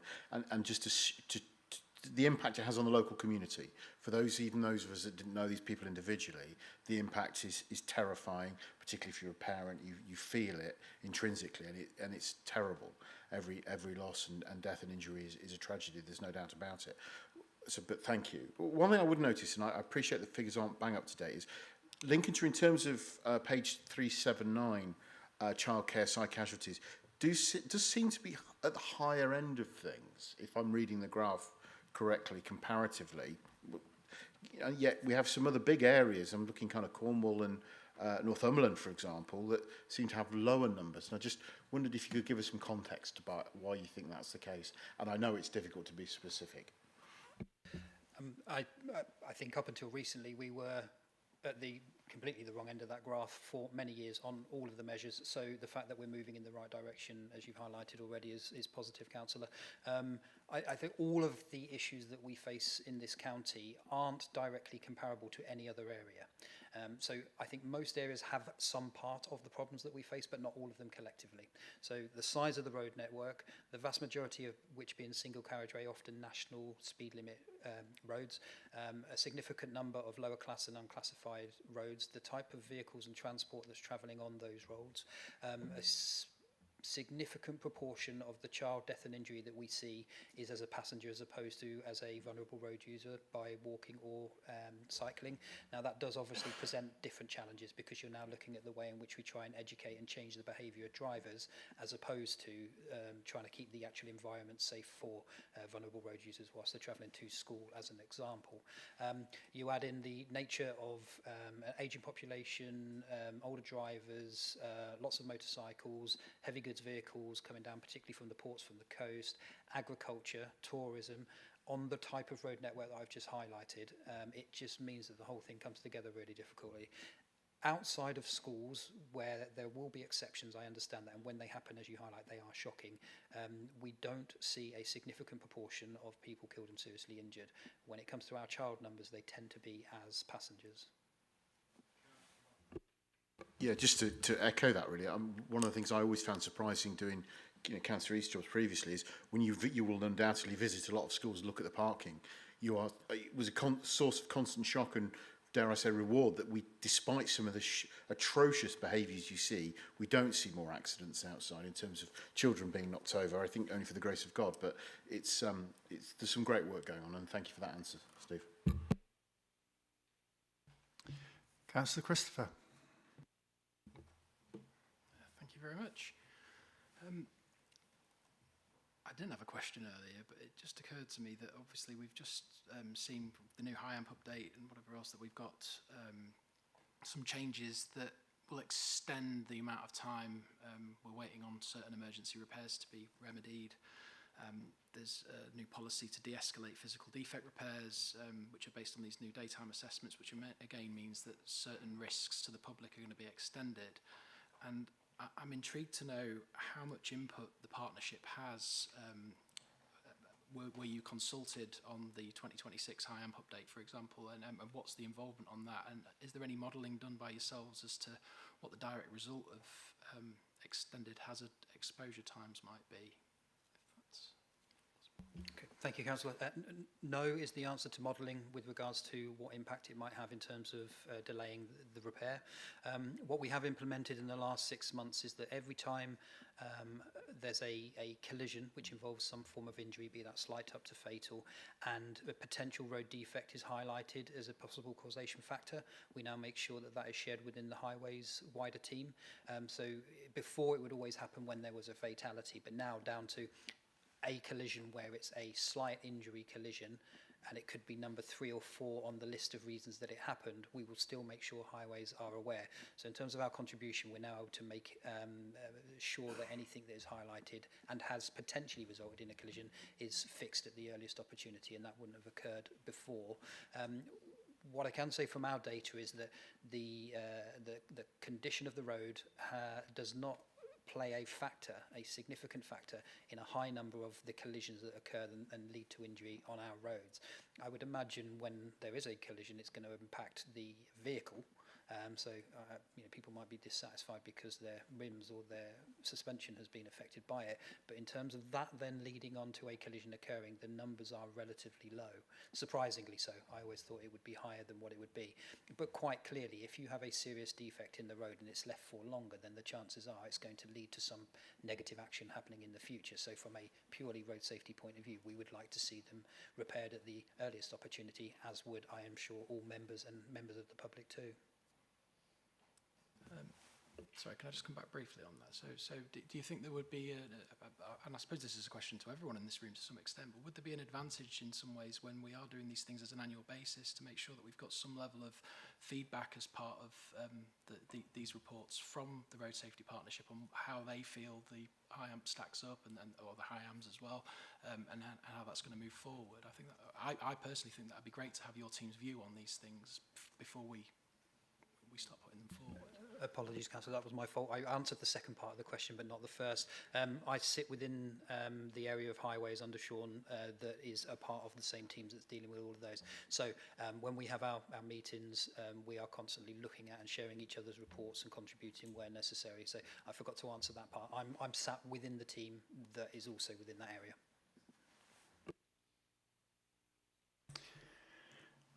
Thank you for your questions and comments. This now concludes the discussion on this item. I propose that we have reviewed the report and are satisfied with the road safety service level performance 2025-26 as at Q3, and that officers be thanked for their presentation. Can you please raise your hands if you agree?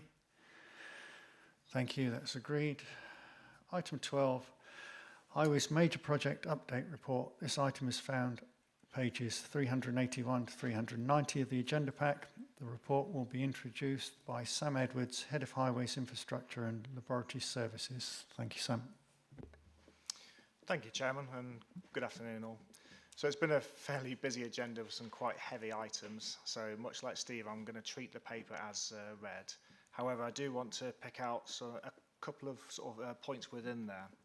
So an area that I didn't include in the paper, because the information to be able to launch the bridge came in later, is I've got some really good, which most will have seen hopefully, is good news related to the Grantham Southern Relief Road.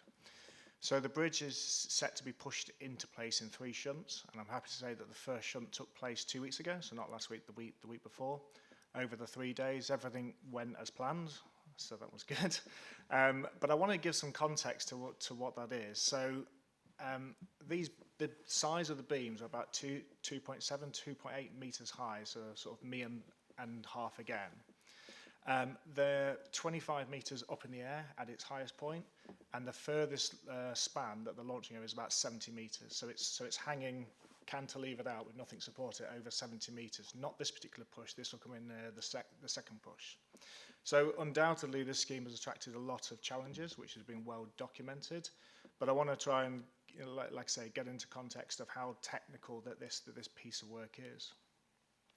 Once this bridge is in place, this will be the largest structure in the county by some way, and this is fairly, it's not unique, but as far as this type of infrastructure, it's not a day in, day out kind of job. This is quite a feat of engineering in itself. What we have included on the website, there's an animation that gives a really good idea of how to push all of it in. And there's also a time-lapse video that we took of the first shunt, which hopefully is out in socials, but I can share that around if helpful. The other item I just which again is in the paper, but I'll just highlight, relates to the North Icombe Relief Road, just to say that all the approvals are in place. We've signed the contract, and the sod cutting event is taking place tomorrow. So that's the formal start of the works, although the works have been ramping up since Christmas time throughout the process, and will be in full process right around end of April, start of May. So I'll pause there and ask for any questions. Thank you, Councillor Davies. Yeah, I'll keep it very brief, Mr. Chairman. Thanks, Sam, for the presentation. I think there's some really good work going on here. I can no doubt imagine how excited colleagues were from the history team to start peeling back the ground at North Icombe Relief Road and see all those archaeological treasures. I can just imagine the joy that brought to the team. Thank you very much for your continued work on Grantham. As a Grantham councillor, it would be remiss of me not to mention it, and it is fantastic. If any of you get a chance to go up to Spittlegate level and look across, because you can see it, it is quite a remarkable piece of engineering. And I will defend the authority's decision that we took at the time to withhold carrying on when there was a risk of something going wrong. So I think we did the right thing. It's a shame, and I know there's issues there going forward, but it'll be great when it's done. Just one question I do have for you on North Icombe Relief Road.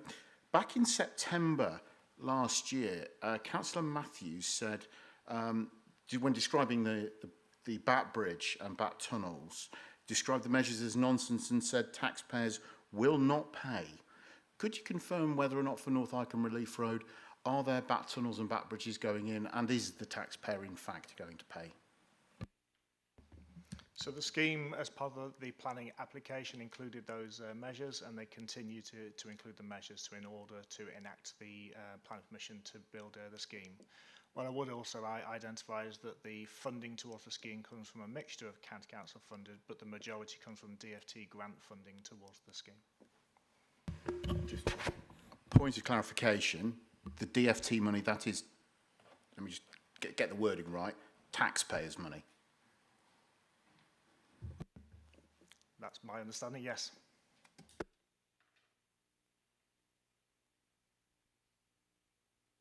Councillor Clark.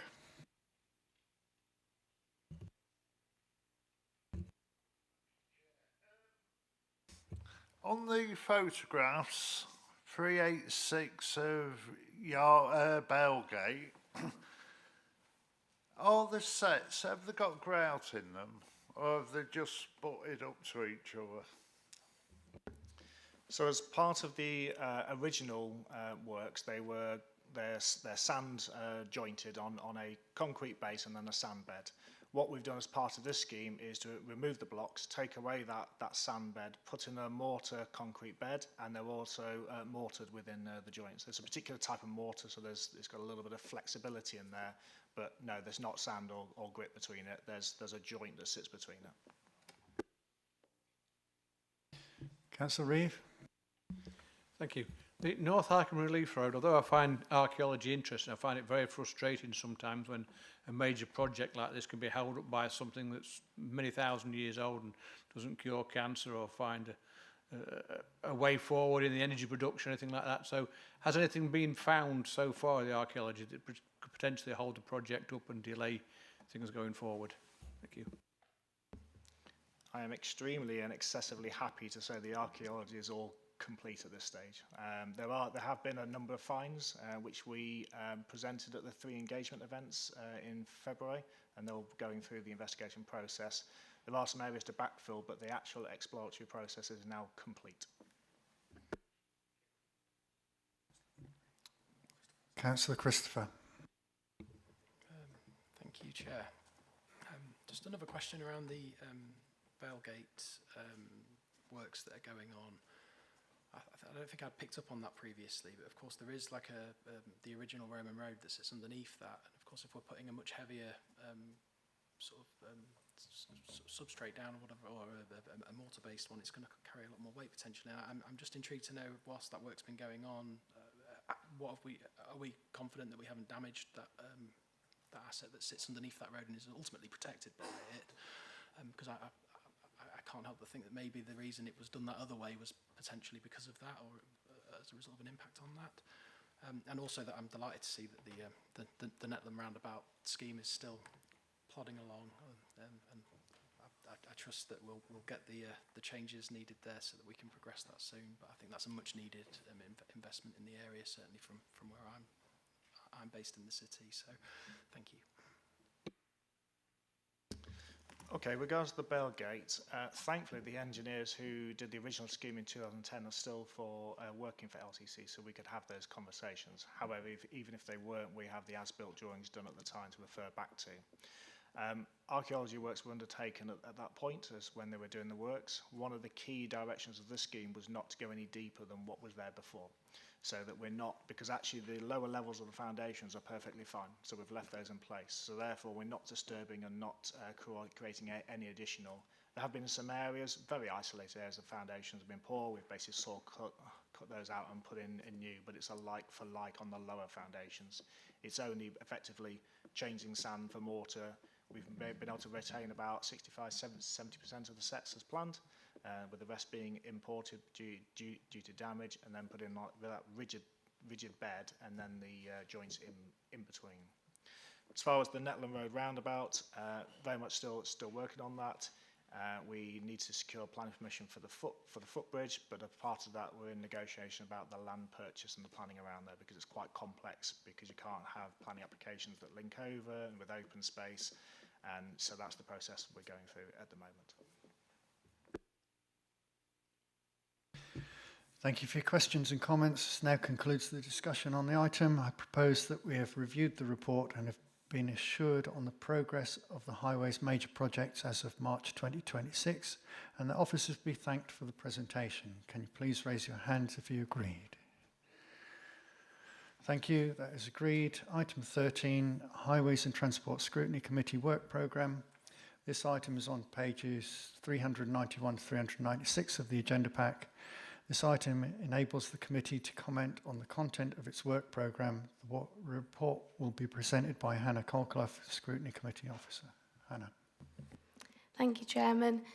So our next meeting on the 27th of April has 3 items on it. It's got Spalding to Pinchbeck active travel, highways drainage works programme, and pothole pro report, which has changed slightly since the agenda was dispatched. The Netland Road roundabout scheme will now come in June. Also, just to note that we've got scheduled an informal Q&A session after the meeting on the 27th of April here in the council chamber to discuss education travel, should members wish to stay for that. Thank you. Thank you, Hannah. We've got a question from Councillor Vernon, please. Sorry, Chairman. I know that you weren't at the last meeting, but Councillor Sneath will recall my previous comments regarding the lack of anything on the agenda. I think there's clearly a bit of an issue here. We've obviously had 8 items today, which I think is a reasonable amount, and they've been substantive items which have need discussion. We have 3 items on the April agenda, 2 items on the June agenda, and then 4. We need to be discussing more things, so I think that we do have to consider this further. Thank you. Chairman, if I may just say, though, not just discussing for the sake of it. We need to have, for example, last time I raised the perhaps the possibility of having the rail come back to us and talk about things. So I'm not saying let's just whack things on the agenda for the sake of it, but we need to have a plan, and I don't feel that we've got one. Thank you. Thank you, Councillor Vernon. We'll take your point on board, and obviously this is a constantly open and working document, always open to suggestions by members and officers, so we'll continue to keep that updated.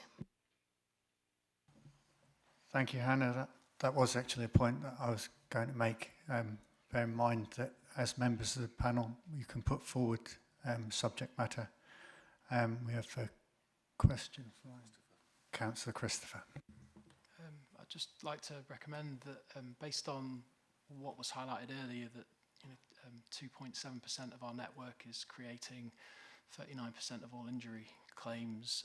It would be good to possibly have a separate report from officers just regarding the flag pavements and how that work's continuing, and how it's progressing as well, and how we're getting through that work, because it does strike me as one of the bigger risks to the public that we've got at the moment. So I think that'd be quite useful to have that in at a future date, if possible, if officers and the executive could look at that for us. Thank you, that's been noted. Thank you, Councillor Christopher.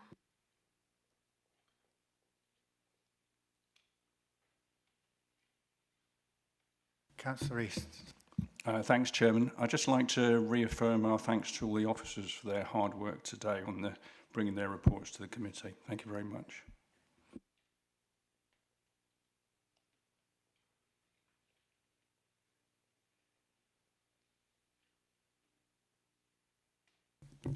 Sorry, getting tired, I lost where I was. Thank you for your questions and comments. That concludes the discussion on this item. I move that we approve the planned work programme for 2026, subject to the addition that was just made. Can you please raise your hands if you agree? Thank you, that's agreed. That is the end of the meeting. Thank you all.